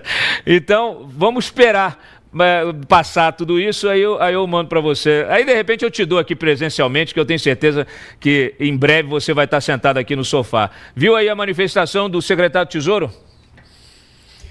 Vi. Estava respondendo aqui no momento também, né? Tá tudo acontecendo nesse momento. Eu queria lembrar aqui que o Instituto Lex é curioso, porque eu acho que é um instituto desconhecido da maioria dos brasileiros.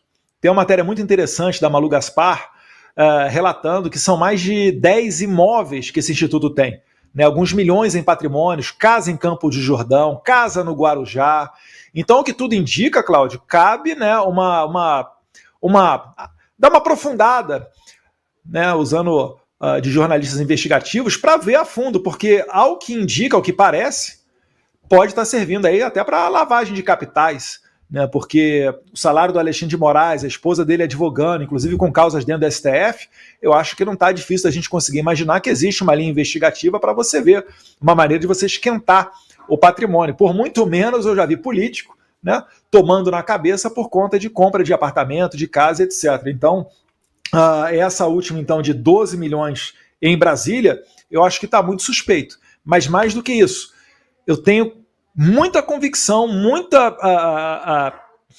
a pulga atrás da orelha de que isso daí é só a pontinha do que realmente representa todo esse patrimônio do Alexandre de Moraes. E talvez uma parte desse patrimônio esteja fora do país.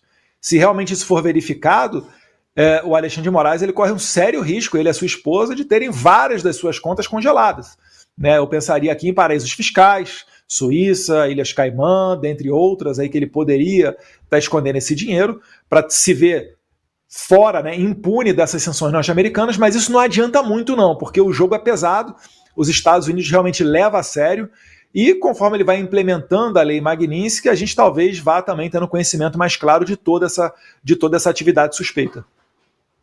Excelente. Deixa eu colocar no ar aqui para a gente ler junto o link da sanção que está publicada pelo OFAC, né? Está publicada no seu site. A produção, por favor, coloca aí no ar o link aí. Pronto. Pode abrir aí, por favor. Abre aí. Tá. Ficou meio fora para mim aqui. Opa, perfeito. Agora tá sim. Aí tá aí. Então tá aí o nome aí, ó.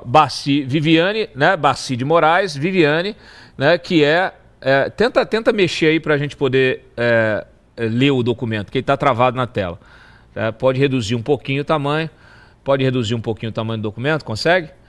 Isso, pronto. Está aí aí a data de nascimento, os dados dela, né, pessoais e tal, e o vínculo, né, vinculado aí a Lex Institutos de Estudos Jurídicos, né? Agora a gente está curioso aqui para saber quais são os estudos jurídicos que são feitos pela Lex, tá? Pode baixar mais um pouquinho, tá aí a data, pode chegar mais um pouquinho para cá, data de, olha aí, ó, passaporte, não tem ali os dados da data de emissão, ok, pode baixar, tá, esse aí é a capa, essa aí é a parte aberta, né? Pode colocar o outro documento que eu mandei para você, o outro link,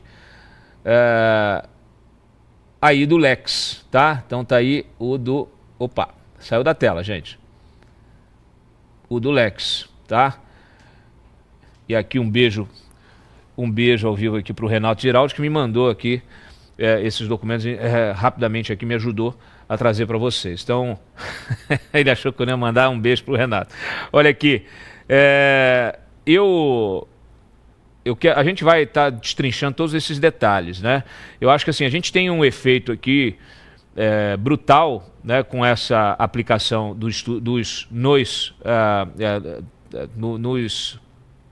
pode tirar da tela, gente, no Lex e no escritório da Viviane Barcy, lembrando justamente que a Viviane, ela é uma advogada que vem sendo procurada por muitos clientes grandes com interesses no Supremo, ou seja, com processos que dependem da decisão de ministros. Muitas vezes estão ministros que têm ali relação, né? Às vezes o próprio Alexandre de Moraes. A gente tem que lembrar que logo em 2023 o Supremo, a maioria do Supremo, resolveu reinterpretar um artigo da Constituição que vedava, melhor dizendo aqui, a atuação de parentes em processos nos gabinetes dos seus próprios ministros. De alguma maneira, esses ministros tinham que se declarar impedidos, né, ou suspeitos de julgarem essas causas. Então, eu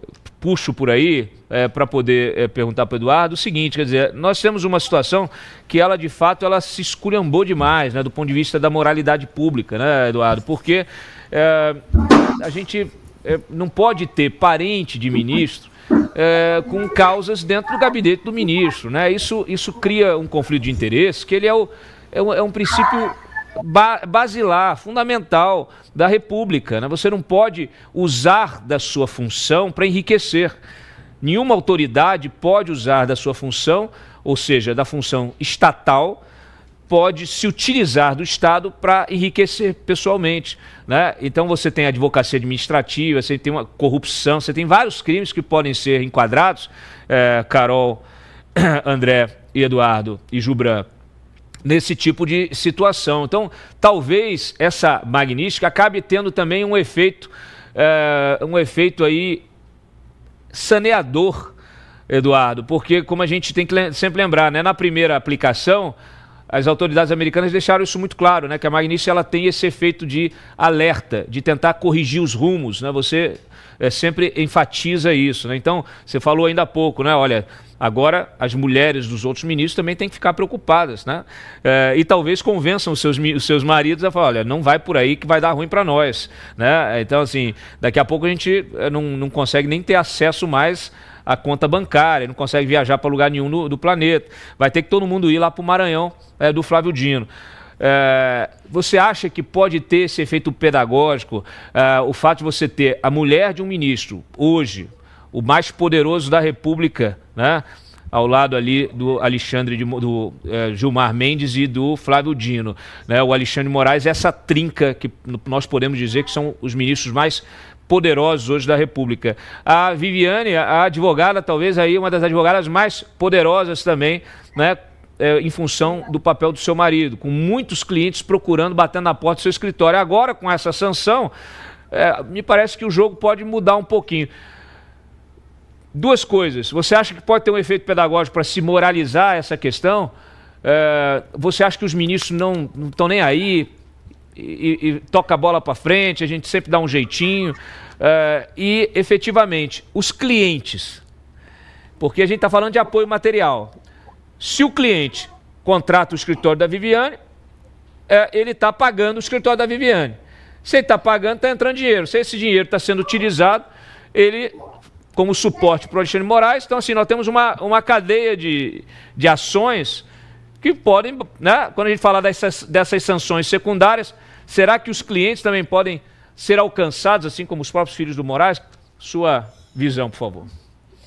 Com certeza, Cláudio. Inclusive, é isso que a própria lei diz quando ela fala em prestar auxílio. Você foi muito feliz quando você falou, não é somente auxílio financeiro, mas auxílio moral. Eu lembro que quando o Gilmar Mendes começou a dar apoio ao Alexandre de Moraes, quando ele foi sancionado pela Lei Magnitsky, aquilo ali já aumentava demais o risco de Gilmar Mendes de ser sancionado, né? Isso aí cabe a uma interpretação e também uma questão de conveniência e oportunidade da autoridade americana, porque é um poder discricionário, né, do presidente Trump e principalmente também do secretário Scott Bessent, que é ele quem aperta, né, o botão vermelho para fazer a sanção acontecer. Eu tenho o mau hábito, né, de me colocar no lugar dos outros. Eu imagino, né, o Alexandre de Moraes chegar em casa e a sua esposa começar a reclamar para ele: olha, meu cartão não funciona mais, olha, estou impedida de usar esse aplicativo, de viajar para esse país, de fazer essa atividade. Porque muitas das vezes o visto americano ele serve como visto válido para entrar em outros países. Se não me engano, acho que México e Indonésia são 2 países que, se você tiver o visto americano em dia, você consegue entrar lá sem o visto específico daquele país, se eu não estiver equivocado. Então tem muita repercussão para acontecer. Agora, isso tudo demonstra o quanto confortável estão certas autoridades da Suprema Corte. Poxa, a gente estava vendo o relator da anistia, o deputado Paulinho da Força, vai se encontrar com ministros do STF para debater projeto de lei de anistia, que fosse projeto de lei para mudar o nome de rua. Não pode. Isso é crime de irresponsabilidade previsto na lei. Isso é inadmissível. Agora, os ministros estão tão confortáveis que vem uma autoridade estrangeira, e isso é humilhante, para dizer: olha, amigão, tá demais. Vocês estão demais. Né? É ministro do STF discutindo um projeto de lei, né? Colocando pessoas na cadeia a perder de vista e soltando marginais e criminosos perigosos. Então, não é nem em bom português, em bom inglês, essa prática que a doutora Viviane Barça de Moraes realiza de advogar em causas, por vezes até bilionárias dentro da Suprema Corte, em bom inglês, isso chama-se corrupção. Eu até disse, fiz um tweet uns dias desses aí, falando: olha, o grande problema do Brasil é uma crise moral. Não há mais parâmetro. As mais altas autoridades do país, que estão comandando os rumos do Brasil, elas estão simplesmente degringolando e fazendo o que bem entendem, prendendo quem quiser, ganhando dinheiro da maneira que quiser. E não é assim. Logo, uma das primeiras súmulas vinculantes do STF, me corrija, Carol, se minha memória falhar, acho que a 11 é a das algemas, né? Então talvez a 6 ou a 8, é a que fala do nepotismo, impedindo até nepotismo cruzado. Você tem que ter moral para exigir que um outro poder implemente essa medida. Então como é que pode a sua esposa estar advogando em causa milionária e você está reclamando, corretamente, tá, de um nepotismo cruzado lá, de um deputado empregando a mulher do outro no gabinete, enfim.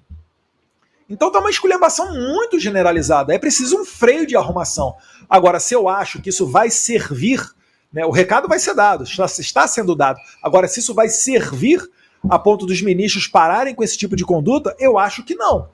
Porque quem leva uma vida milionária nababesca como essa, não vai se contentar em receber, entre aspas, míseros R$40 mil líquidos, que é o salário do Alexandre de Moraes, mais alguma coisa somada, né, do escritório de advocacia lá da Vivi e da Viviane Barça de Moraes e dos seus 2 filhos, que detêm cada um 25% do Instituto Lex, que também podem aí estar no radar dos americanos. Creio eu que estão.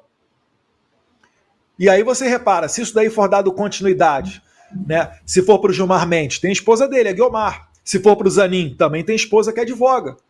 E aí, os senhores estão dispostos a abraçar com o Moraes, levando o Brasil a ser mergulhado numa aventura dessa, para colocar as velhinhas de 8 de janeiro na cadeia e tirar Bolsonaro da próxima eleição? Será que realmente está valendo a pena? Então, o preço, o custo Moraes, ele vai sendo elevado. Não vai adiantar, por melhor bom coração que tenha, uma comitiva de senadores para vir falar de tarifa aqui nos Estados Unidos. Porque isso só vai parar, finalizando, isso só vai parar quando acabar a perseguição. E a perseguição só acaba com uma anistia sobre os fatos, começando em 2019. Para acabar com o inquérito de fake news, milícia digital, etc., Covid, pandemia, qualquer coisa até agora. E aí todo mundo vai ter igualdade de oportunidade para concorrer na eleição de 2026. E quem tiver mais votos, que entre. Não cabe ao ministro do STF querer pilotar o país. Isso é inadmissível. Dúvida. É inadmissível, viu, ministro, pilotar o país. É uma boa frase, coloca aí, querida Brenda. Eu vou transferir aqui para o Gilbran, que ele tem uma pergunta para você. Eu vou só enfatizar para os nossos espectadores, vocês têm que deixar o like de vocês, tá? Quem quiser fazer pergunta para o Eduardo, faz um superchat aí, a gente destaca a pergunta e faz diretamente para ele, tá? Pessoal que também está chegando pela primeira vez, se inscreva no canal, ative as notificações. E eu destaco aqui, né, o timing, né? A gente estava falando do timing, né? Eu não sei se foi planejado, mas a gente sempre viu nos últimos anos, né, quando acontece uma manifestação da direita, por exemplo, que vai muita gente para a rua, ou acontece alguma coisa que é positiva para a direita, no dia seguinte tem a operação da Polícia Federal, tem o Moraes determinando alguma coisa contra alguém. E hoje a gente teve o contrário, né? A gente teve lá a manifestação de ontem da esquerda, que eu depois quero a tua avaliação, Eduardo, mas a manifestação foi considerável, né? E a gente ia falar dessa manifestação hoje. Então eu agradeço ao Trump de não ter não estamos mais falando da manifestação, começamos o programa falando da manifestação, agradeço aqui o Trump da gente não perder o nosso tempo falando de manifestação da esquerda. Então, olha só, vou transferir para você, Gilbran, mas antes eu preciso pagar um break aqui rapidamente, por favor, coloca a Alessandra, que hoje ela sofreu, coitada, está aqui me esperando aí e ela precisa fazer os outros também. Ale, obrigado pela compreensão, também o Eduardo que está nos presenteando aí com a sua presença no programa. Por favor, dê o seu recado aí para o nosso espectador que precisa ter qualidade de vida.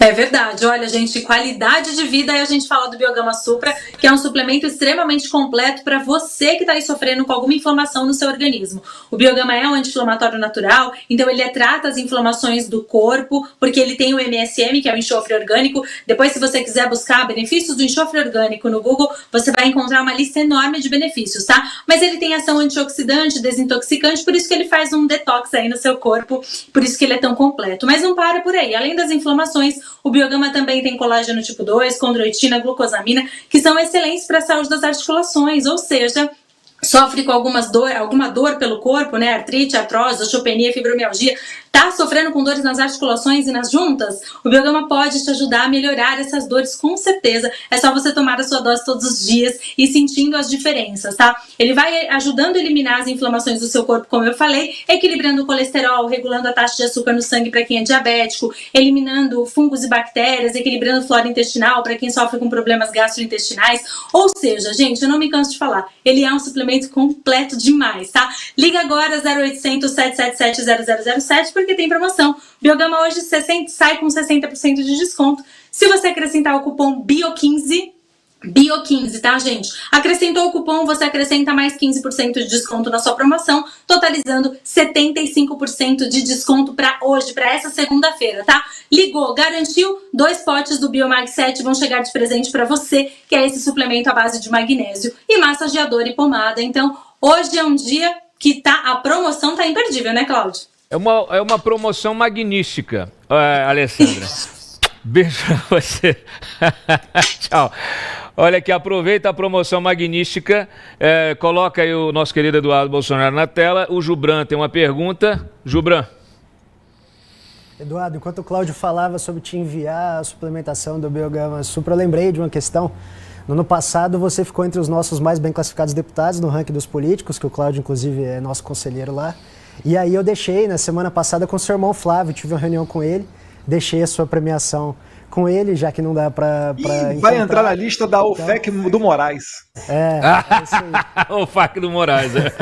Então tá lá no gabinete do Flávio, tanto a dele quanto a sua premiação lá, para quando você puder pegar. Tá joia? A pergunta é a seguinte, deputado.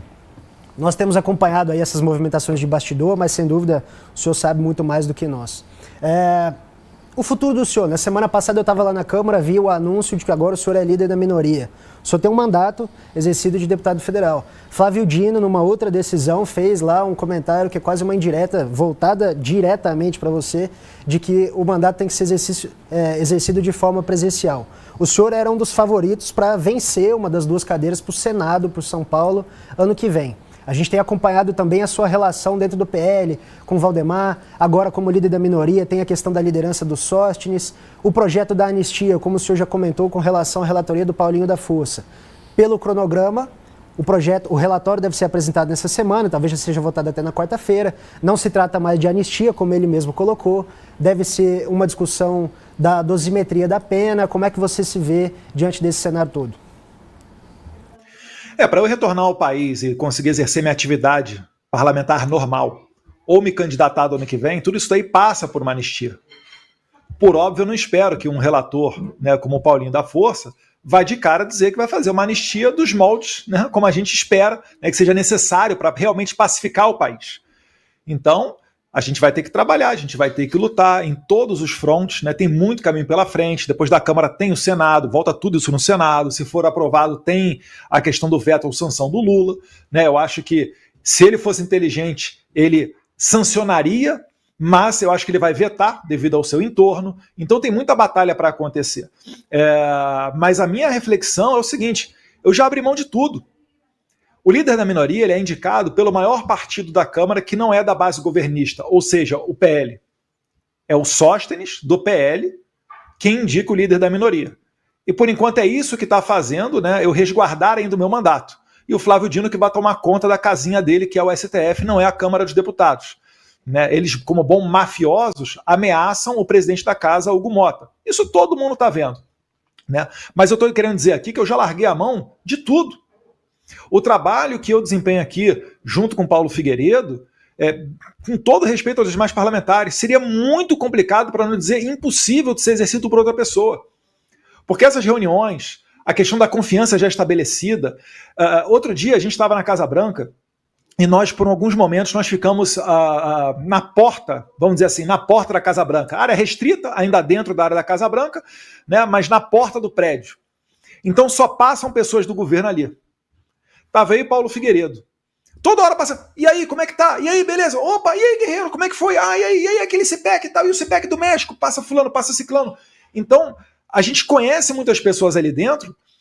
Isso não é só a questão de você saber o telefone da pessoa e pedir uma abertura de porta, uma reunião, mas é também a base da confiança. Né? Eu estou fazendo esse trabalho internacional desde 2018, pelo menos.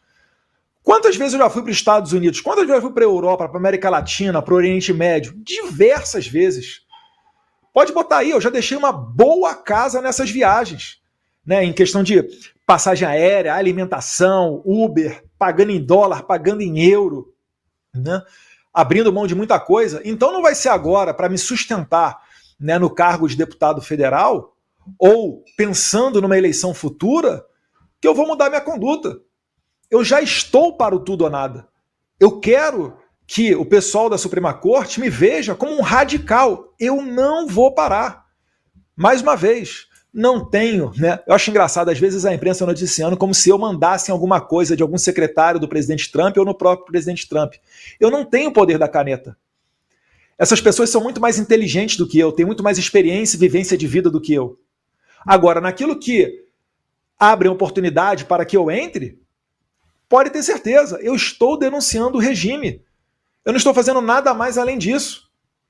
Se realmente Alexandre de Moraes quiser investigar, achar que as sanções são ações antidemocráticas, terroristas, seja lá o que for, abre uma investigação contra o presidente Trump, contra o secretário Bassett, contra o secretário Marco Rubio e assim por diante. A minha conduta pode ter certeza que eu não vou mudar. Agora, se aprovarmos a anistia pelos fatos a partir de 2019, aí, com uma normalidade minimamente restabelecida, eu retorno ao Brasil e sairia candidato. Bolsonaro, meu pai, candidato a presidente, e eu candidato ao Senado por São Paulo. E o teu pai eleito, você é chanceler, não é isso? Ministro das Relações Exteriores, pelo menos, é isso? Você que está ventilando, Cláudio, não falei nada. Eu ouvi por aí. Deixa eu te perguntar um negócio. Aliás, quem está perguntando é o Leandro Cavalim. Eduardo, que é o nosso espectador, fez aqui um superchat. Eduardo, você sabe dizer como anda a saúde do seu pai? Olha, as notícias que eu tenho são basicamente as notícias da imprensa que todos nós temos, né? Uma pessoa ou outra que às vezes consegue passar algo mais fidedigno, mais próximo. Até onde eu sei está bem debilitada, tá com falta de apetite, foi diagnosticado com câncer, né, recentemente, câncer de pele, fez a retirada de parte do tecido da pele, outros exames vão sendo feitos, mas ele ainda não parou com aquela crise de soluços, que invariavelmente faz ele vomitar algumas vezes durante o dia. Então, certamente, está com os nutrientes afetados. Acho que você não precisa nem ser especialista, médico da área da saúde para conseguir ter esse tipo de coisa, esse tipo de conclusão. E isso daí é tudo fruto de um emocional, né, Cláudio? Você imagina, né? Você fazer tudo que você fez, você, poxa, não entrou em corrupção, muito pelo contrário, você saneou as estatais, levou água para o Nordeste, conseguiu enfrentar uma pandemia, uma guerra se iniciando na Ucrânia, garantiu os fertilizantes para o pessoal agrícola para que não houvesse um desabastecimento de alimentos no Brasil, e depois de toda essa missão cumprida, ser condenado a 27 anos de cadeia, sem que tenha ocorrido qualquer nexo, eles mesmos falam isso, não tem nexo entre Bolsonaro e 8 de janeiro, e o 8 de janeiro, quando muito, seria um crime impossível, nem tentativa de golpe foi. Então isso tudo realmente dá um baque, mas a gente está aqui para colocar essa energia em alta e dizer, o caminho não acabou não, a guerra vai continuar. Diria já o Thomas Jefferson, né? O preço da liberdade é eterna vigilância. Vamos embora. Eu vou passar mais uma vez uma rodada aqui para a Carol e para o André, mas eu quero levantar uma bola aqui que tem a ver com as informações que vão chegando, inclusive com críticas públicas que o Valdemar Costa Neto fez a você. Eu me lembro que na primeira entrevista que nós tivemos aqui, depois que você decidiu permanecer nos Estados Unidos em função do risco de prisão no Brasil, você reclamou que não tinha nenhum tipo de suporte do partido, né? Esse é um tema que me parece que ele passa tudo isso. Você, como um membro, uma liderança importante do partido, você nunca teve suporte nenhum do Valdemar. Me parece que o Valdemar gostaria de te ver preso, né? A minha pergunta é se você vai permanecer no partido, no PL, se você vai sair e se você vai levar a gente com você. Porque até dias atrás o Valdemar estava falando que queria um partido 100% bolsonarista. Mas tem bolsonarista que ele não quer no partido, pelo visto. É uma situação complicada. Eu evito muito de comentar até o que o Valdemar anda falando e tento tratar de maneira interna. Mas a partir do momento que ele expôs e botou para o público e fala com o jornal, etc., eu fico sem saída. Eu tenho que acabar respondendo ele, né? Tento, às vezes, tratar internamente, mas fica impossível, né? Uma saída do partido pode acontecer? Pode acontecer. Se isso se verificar, certamente eu vou tentar levar o maior número de pessoas possível comigo, tá? Eu ainda estou conversando com algumas outras pessoas, lideranças internas dentro do partido. O Valdemar não é que ele me deu zero suporte, mas muito pouco, muito aquém daquilo que eu pedi e que eu entendo merecedor. Então, existe esse descompasso, né? Verdade seja dita. O Jair Bolsonaro avocava tudo que era relativo a mim dentro do partido, avocava para ele. Mas isso não exime o Partido Liberal de me tratar de uma maneira, não é privilegiada, de uma maneira condizente com um deputado que faz quase 1 milhão de votos, que ainda é o deputado mais votado de toda a história do país. É o cara que fala com o Milei, com o Trump, com o Vitor Orbán, com o Netanyahu. Poxa, isso tudo que vocês estão vendo aqui atrás é a assinatura do Trump, é boné, ali é o Netanyahu, o presidente do Knesset. Isso aí tem que ter algum valor, né? O CIPEC, o maior evento conservador do mundo que a gente trouxe para o Brasil. Isso tem que ter algum peso. Então, essa é a minha o meu atrito ali com o presidente Valdemar, não vou querer aprofundar nesse assunto, não quero entrar em mais discórdia com ele, vou buscar tratar isso aí internamente com outros atores do PL, porque o foco é outro, né? O Valdemar não é o meu inimigo é o Alexandre de Moraes. Carol.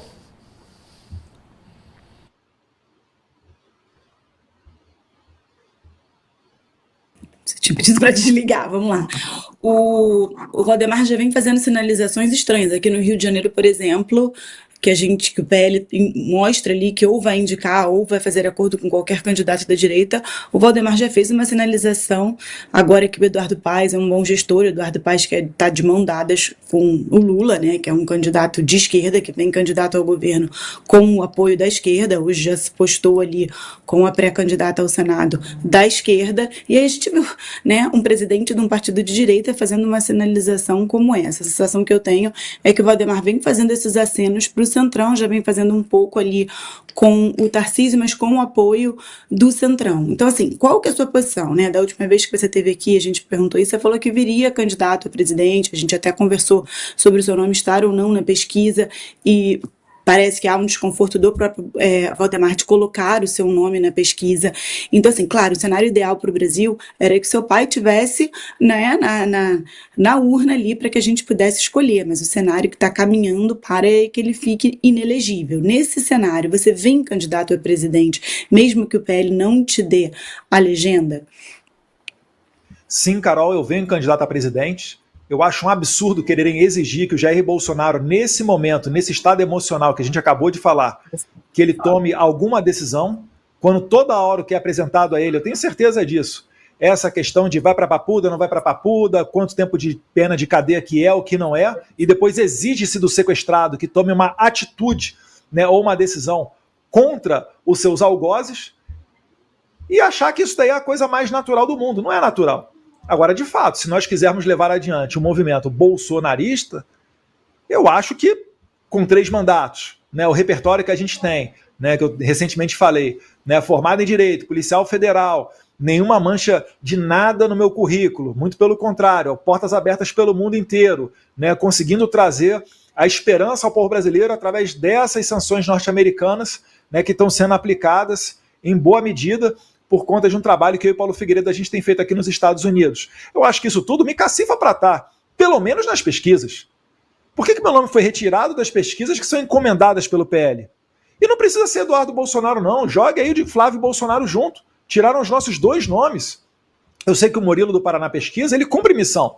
Porque quando ele recebe um pedido de pesquisa, ela vem com certos moldes. Então a minha bronca não é com o Paraná Pesquisa, mas sim com o PL. Ah, Eduardo, mas o seu pai... Poxa, é sério mesmo? Vão continuar com esse tipo de ladainha, querendo colocar sempre a culpa no Jair Bolsonaro? Ele está incomunicável. Como é que a gente vai saber agora o que ele está falando? Se é verdade ou se é mentira, né? Cada um que vai visitá-lo. Então, eu acho que tem que deixar o povo escolher. O meu nome se apresenta como competitivo, muitas das pesquisas à frente, até mesmo do governador Tarcísio, que tem feito um trabalho de gestão muito interessante em São Paulo. Então, isso coloca a gente nesse cenário. Num cenário sem Jair Bolsonaro. Tá? Porque se com Jair Bolsonaro, que é o nosso desejo, a nossa esperança, e é para isso que a gente trabalha, ele, sem sombra de dúvidas, é o único capaz de fazer essa união total da direita. Não vejo ninguém do espectro da direita se arriscando a sair candidato, né, indo contra uma candidatura do Jair Bolsonaro. Então o sistema quer tirar o Jair Bolsonaro e todo mundo na sequência que apresenta algum risco a esse establishment. Eu acho que nós temos que ter candidatos de todo o espectro. Candidatos mais próximos dos Estados Unidos, candidatos mais próximos da China, e deixa o povo escolher. É interessante porque, dentro desse contexto, você falou uma coisa importante aí, né? Eu venho avisando já há alguns anos, cheguei até a ouvir uma lista de nomes, que tinha uns 70 nomes aí, que essa turma queria tirar, simplesmente eliminar do debate público. Você estava na lista, teu irmão, teu outro irmão, o Carlos, o Flávio, quer dizer, isso aí não é nada disso, é novidade para mim, tá? Felipe Barros, enfim, todo mundo aí, o Gaia, todos esses nomes já eram falados nos bastidores aqui desde o fim desde o resultado, desde o fim da eleição de 2022. Então, nada disso é novidade, embora a gente sempre se surpreenda aqui, e eu também, com a forma como isso vem sendo feito, né? Com a forma arbitrária, os processos arbitrários. Muita gente não entende o que o nosso trabalho aqui, né? Você citou aí o veículo que eu trabalhei, o Antagonista, hoje na mão de outras pessoas que estão completamente descoladas da realidade, parece que não abriram os olhos sobre o que nós estamos vivendo, Eduardo. Quer dizer, muitas vezes, eu ao longo da minha vida, eu sempre mantive o meu jornalismo independente. É um jornalismo com valores de direita, mas independente. Tanto é que eu fiz uma crítica muito forte ao Sóstenes Cavalcante na sexta-feira. Essa crítica... Você fez a mim também uns 2 meses atrás, eu fico morrendo aqui, me pegando aqui... Mas é do jogo, é normal. Você é jornalista, eu sou deputado. São campos distintos. Não, e assim, a crítica, quantas críticas eu fiz ao seu pai? Seu pai nunca deixou de falar comigo, né? Eu faço críticas à autoridade. Teu irmão esteve aqui, Flávio, chegou aqui, sentou aqui e fez uma defesa do jornalismo sério e comprometido com a verdade que eu tento fazer todo dia aqui com o apoio de muita gente competente que está nessa trincheira aqui. E nós estamos realmente vivendo um momento histórico, um momento muito difícil para todos nós. Eu acho que a imprensa, eu admiro aqueles jornalistas que conseguem fazer jornalismo, ainda que em veículos do sistema. Eu fiz isso também quando eu trabalhei em veículos do sistema, ao longo da minha trajetória como jornalista. Eu brincava que a gente faz jornalismo nas brechas que dão, né? Então, eu admiro sempre os jornalistas que conseguem fazer jornalismo nas brechas e aqui a gente faz sempre a defesa desse jornalismo e apoia quem consegue fazer esse jornalismo. Inclusive, você citou aí, né, o Glenn, por exemplo. O Glenn fez um trabalho horrível com a Vaza Jato. Com a Vaza Toga, ele conseguiu fazer um trabalho digno, mas com a Vaza Jato ele fez um trabalho horrível. Por que horrível? Porque ele pincelou, editou material, pincelou material e dirigiu as suas reportagens na época do Intercept com um foco com um foco completamente descolado da realidade jurídica que era vivida no país. Quer dizer, nós tivemos pessoas combatendo o sistema por dentro do sistema.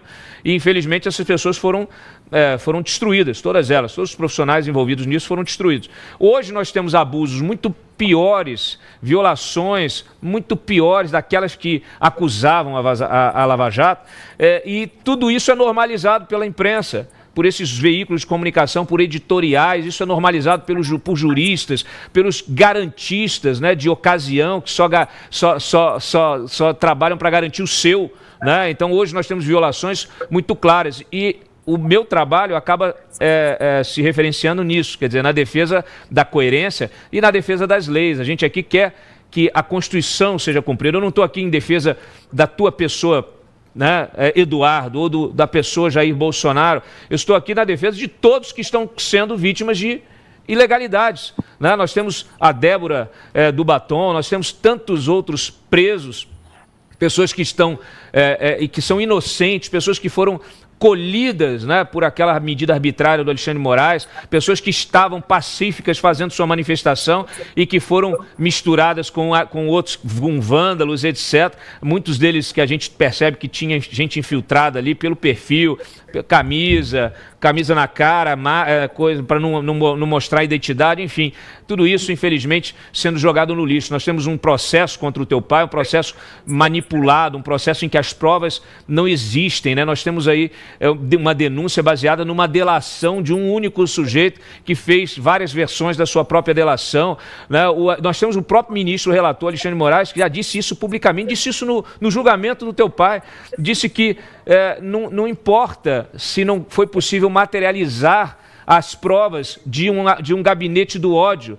Nós sabemos que houve um gabinete do ódio, quer dizer, é um negócio assim absolutamente bizarro, né? Se há palavra melhor para definir, bizarro. Nós temos aqui um outro advogado, que é o André Pinelli, advogado, inclusive, né, especializado em imigração lá para os Estados Unidos, está acompanha a política, acompanha o Trump aí com muito afinco. Eu fiz só esse preâmbulo aqui, André, vou passar para você que você faça a pergunta para o Eduardo, porque às vezes a gente precisa ressaltar certas coisas. Eu gostaria muito, Eduardo, que todos estivessem do mesmo lado hoje, mesmo aqueles que não gostam do teu pai, que eu acho que é normal a pessoa não gostar de determinada liderança política, isso é absolutamente normal, ninguém tem que pensar igual, ninguém tem que gostar de todo mundo, mas se as pessoas estivessem mais concentradas, jornalistas, sociedade em geral, juristas, etc., mais concentrados nas violações que estão sendo cometidas, nas violações legais e constitucionais que estão sendo cometidas, e não nas vítimas dessas violações, sejam elas políticas ou não, nós estaríamos numa outra situação. Com certeza estaremos numa outra situação. Então, a gente precisa reafirmar aqui a defesa desses valores, né? E eu lamento muito que o Centrão, na primeira oportunidade que ele tem para se associar a uma pauta importante como a da anistia, ainda esteja com a cabeça fisiológica, né? E resolveu transformar a PEC das prerrogativas, que era uma PEC para proteger a liberdade de expressão né? Para reforçar a liberdade de expressão desses parlamentares, acabou estendendo isso para uma blindagem a corruptos. Acabou dando bandeira para a esquerda, né? Contaminou a pauta da anistia tão fundamental, tão importante. Hoje nós tivemos o Ciro Nogueira dizendo que vai tentar reverter isso com um substitutivo, espero que ele consiga, mas o fato é que a gente precisa ter muito claro quais são os objetivos, quais são os valores que nós estamos defendendo. Meu recado aqui também para o Sóstenes, que eu critiquei, mas que está aqui convidado, já desde sexta-feira já convidei para vir aqui, e eu sei que hoje ele está com teu pai, está reunido lá com teu pai, a gente já recebeu a informação, provavelmente tendo que dar algum tipo de explicação sobre tantos erros que estão sendo cometidos. André, por favor, fica à vontade aí, desculpa o meu alongar. Deputado, a minha pergunta é uma futurologia que não é fácil, mas o senhor está bem posicionado para responder. E o evento que gerou foi o assassinato, que gerou a minha pergunta, o assassinato covarde e cruel do Charlie Kirk, né? Salvo engano, 12 dias hoje. E o grande inimigo aqui nas eleições, e ano que vem nós vamos ter as eleições do meio de mandato, né, o meio do mandato do Trump, as midterms, são importantíssimas para manutenção do controle republicano no legislativo. E o grande inimigo, tanto do lado republicano quanto do democrata, mais ainda do republicano, é o sofá. Então, é aquele eleitor que não sai de casa para votar, e aí acaba que a diferença é muito pequena. Você fala, não é possível, se mais 5 mil, 10 mil, 15 mil pessoas tivessem ido votar, que no cômputo geral não é nada, o resultado teria sido diferente. Então, voltando aqui para a pergunta, para eu não delongar, qual você acha que é o impacto, que vai ser, aliás, o impacto do assassinato do Charlie Kirk nas midterms? E aí eu já adianto a minha visão, eu enxergo que o grande inimigo, o sofá, vai ser derrotado. Eu acho que o eleitor vai comparecer em massa às urnas de uma maneira como nunca compareceu, ou talvez compareceu ano passado, né? Com Senado, com Senado, Câmara dos Deputados, todos os swing states e ainda o voto popular. Eu acho que vai ser algo parecido. Excelente pergunta, André. Até porque todos nós sabemos que o Trump ele tem a maioria no Senado e na Câmara, ao menos formal, mas por uma pequena margem. Então existe uma expectativa muito grande nessas eleições de meio de período, né, meio termo, as chamadas midterms, que é o que a gente não tem no Brasil. No Brasil, a eleição para o Senado e deputado federal, ela coincide com a eleição para presidente, né, tudo feito numa tacada só, num dia só. Então aqui nos Estados Unidos existe, né, a cada 2 anos, essa eleição para o legislativo. Eu acho que vai ter um impacto, né? O Charlie Kirk, ele está tendo impacto até nas pessoas que nunca tinham ido à igreja ou estavam em falta de ir aos domingos, né, ver algum culto, algum tipo de sacerdócio, elas retornando, né, seja para a igreja católica, a igreja evangélica, protestante, batista, elas retornando para a igreja. Porque o Charlie Kirk, em última análise, ele sempre puxava para os fundamentos dos valores judaico-cristãos nas suas respostas. Então isso tudo vai ter um impacto político. Qual o impacto? Favorecendo aos candidatos que se alinhem com esses valores judaico-cristãos, de defesa de família, né, de retirada de mulher ou homem trans de competição feminina, né, esse tipo de coisa, que é uma pauta muito forte aqui nos Estados Unidos. Algumas escolas até sofrem com shows, espetáculos para crianças, de shows de transexuais. Então, essa tendência da esquerda mais radical é a tendência de queda. Tá? A esquerda, inclusive, ela está tentando se reinventar aqui para ao menos tentar resgatar aquele velho trabalhismo que a esquerda dominou, principalmente no passado, né? Hoje em dia nem tanto mais. Então acho que pode sim, acho que terá um impacto favorável aos candidatos do Partido Republicano. Então vamos ver como é que isso tudo vai andar. Tem a questão migratória, você sabe bem também que é algo sensível aqui em diversos swing states, dentre eles a Flórida, que é onde tem a maior comunidade latina dos Estados Unidos.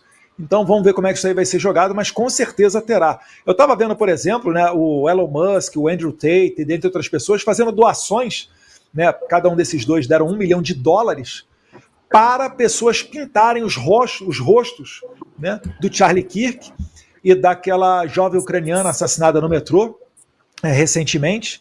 Cada um que pintar o rosto deles, né, em prédios vai ganhar $10 mil. Né, do Elon Musk e do Andrew Tate. Então isso daí é só o começo desse movimento. E pelo estádio lotado que nós vimos, né, no Arizona ontem, né, lotado para fazer essa homenagem, né, no memorial Charlie Kirk, você vai perceber que isso não vai ser algo que vai ser deixado para trás. A tendência é que cada vez mais o Charlie Kirk ele seja uma espécie de lenda aqui nos Estados Unidos. Podem esperar por isso, porque os meios de guerra cultural aqui nos Estados Unidos, eles são muito maiores do que no Brasil. No Brasil, quando muito, né, o que é o normal, o usual? É um empresário se dedicar à política no período eleitoral, fazendo uma campanha, fazendo uma doação para aquela candidata que ele conhece. Fora do período eleitoral, você não vê um engajamento tão grande em financiamento, grandes doações, think tank produzindo material, eventos, etc. Então, os Estados Unidos, ele tem uma forma de guerrear nessa área cultural muito maior. Você vê só, o Heritage Foundation, o orçamento é de cerca de $100 milhões por ano. A esmagadora maioria disso vem de doação de $20, $30, $40 daquela tiazinha do Zap, lá no meio de Ohio, Iowa, né, os estados mais agrícolas aqui dos Estados Unidos. Eu lembro uma vez que eu fui no evento, inclusive, olha lá, convite do Charlie Kirk, eu discursei no evento anual dele, o SAS, é o Summit for Action, alguma coisa no final ali que eu não lembro agora, mas o evento de jovens, né? Eu discursei no evento dele e eu lembro que ao transitar no evento, se não me engano em 2022, já tinham 2 documentários profissionais sobre o 6 de janeiro dos Estados Unidos. Ou seja, pouco tempo depois, já tinham 2 filmes rodando. Um grande evento, né, trabalhando jovens que amanhã estarão em postos chaves na administração, no empresariado, etc. As pessoas, ele desfazendo a lavagem cerebral que elas sofrem nas universidades e nas escolas. Então isso daí é o que eu gostaria de levar ao brasileiro. E é aí que vai estar o impacto desse assassinato do Charlie Kirk. Porque é difícil você contestar. Ele que não tem histórico nenhum de violência, apenas se propunha a debater nos campos universitários e ainda assim foi assassinado. Causa ojeriza em qualquer pessoa comum que não é da política, você vê alguém apoiando o assassino, você vê alguém apoiando a violência como instrumento político. Então pode ter certeza, André, vai ter peso, né, esse infeliz, lamentável e repugnante fato, né, desse assassinato, também na eleição de midterms. Eduardo, quero te agradecer, sei que você precisa sair, mas quero te agradecer aqui a companhia, a participação e todas as informações que você trouxe para a nossa audiência, tá? O programa aqui permanece aberto, esperamos aí novidades ao longo da semana, já tem alguns nomes sendo ventilados aí como novos alvos de Magnitsky, então a gente espera sempre que você e o Paulo Figueiredo possam nos trazer aqui os detalhes de todas essas decisões e essas medidas que são tomadas, que a gente sabe que tem um efeito de pressão. né? A gente não pode imaginar que elas resolverão um problema que precisa ser resolvido no Brasil, né? Basta ver as sanções todas que foram implementadas pelos Estados Unidos, por exemplo, contra a Venezuela do Nicolás Maduro, e está lá o Nicolás Maduro, né? Se não fosse agora aí esse cerco militar, a gente teria uma situação aí prolongada ainda mais, né? A gente não sabe ainda se haverá uma ação militar, mas a gente já percebe o Nicolás Maduro se movendo, inclusive mandando cartinha para o Trump para tentar conversar, abrir diálogo, né? Eu acho que o Lula precisa ficar atento ao que o Maduro está fazendo antes, né, de mais nada aí. Até o Maduro mandou carta para o Trump para tentar um diálogo. Eu não sei se ele terá tempo, mas todas essas sanções, a gente, mais uma vez, reitero aqui, a gente não gosta de nada disso.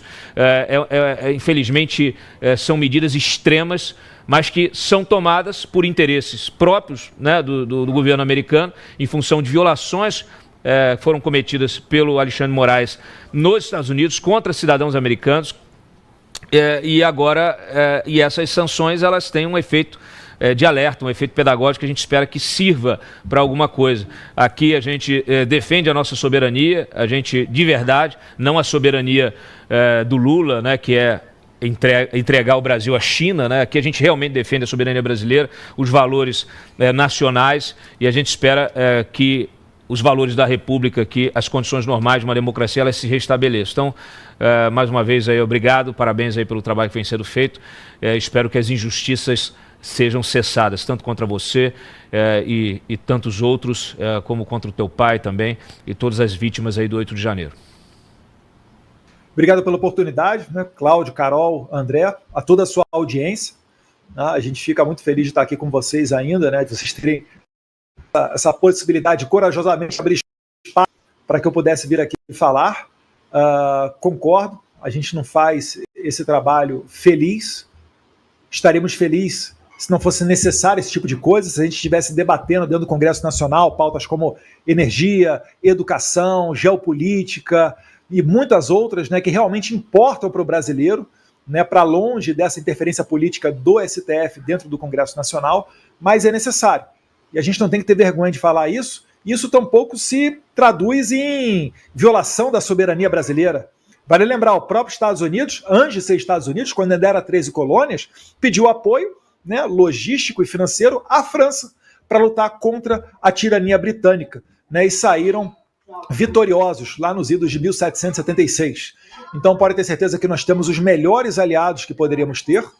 Eu não quero levar adiante mais sanções, até porque eu não falo pelo governo americano, mas eu gostaria de ver um governo americano, né, em uma sintonia melhor com o brasileiro, mas na atual circunstância fica muito difícil, né, com Lula xingando, seus ministros xingando membros do governo Trump e o Alexandre de Moraes perseguindo de maneira bizarra, para entrar no campo político, perseguindo de uma maneira bizarra, só um espectro político, né? Só ali tentando tirar o Bolsonaro do caminho. Então, Deus queira, a elite brasileira vá conseguir entender o recado, a gente vai conseguir aprovar uma anistia dos fatos a partir de 2019, e assim a gente retoma a normalidade do nosso país. Obrigado, Cláudio. Fica com Deus.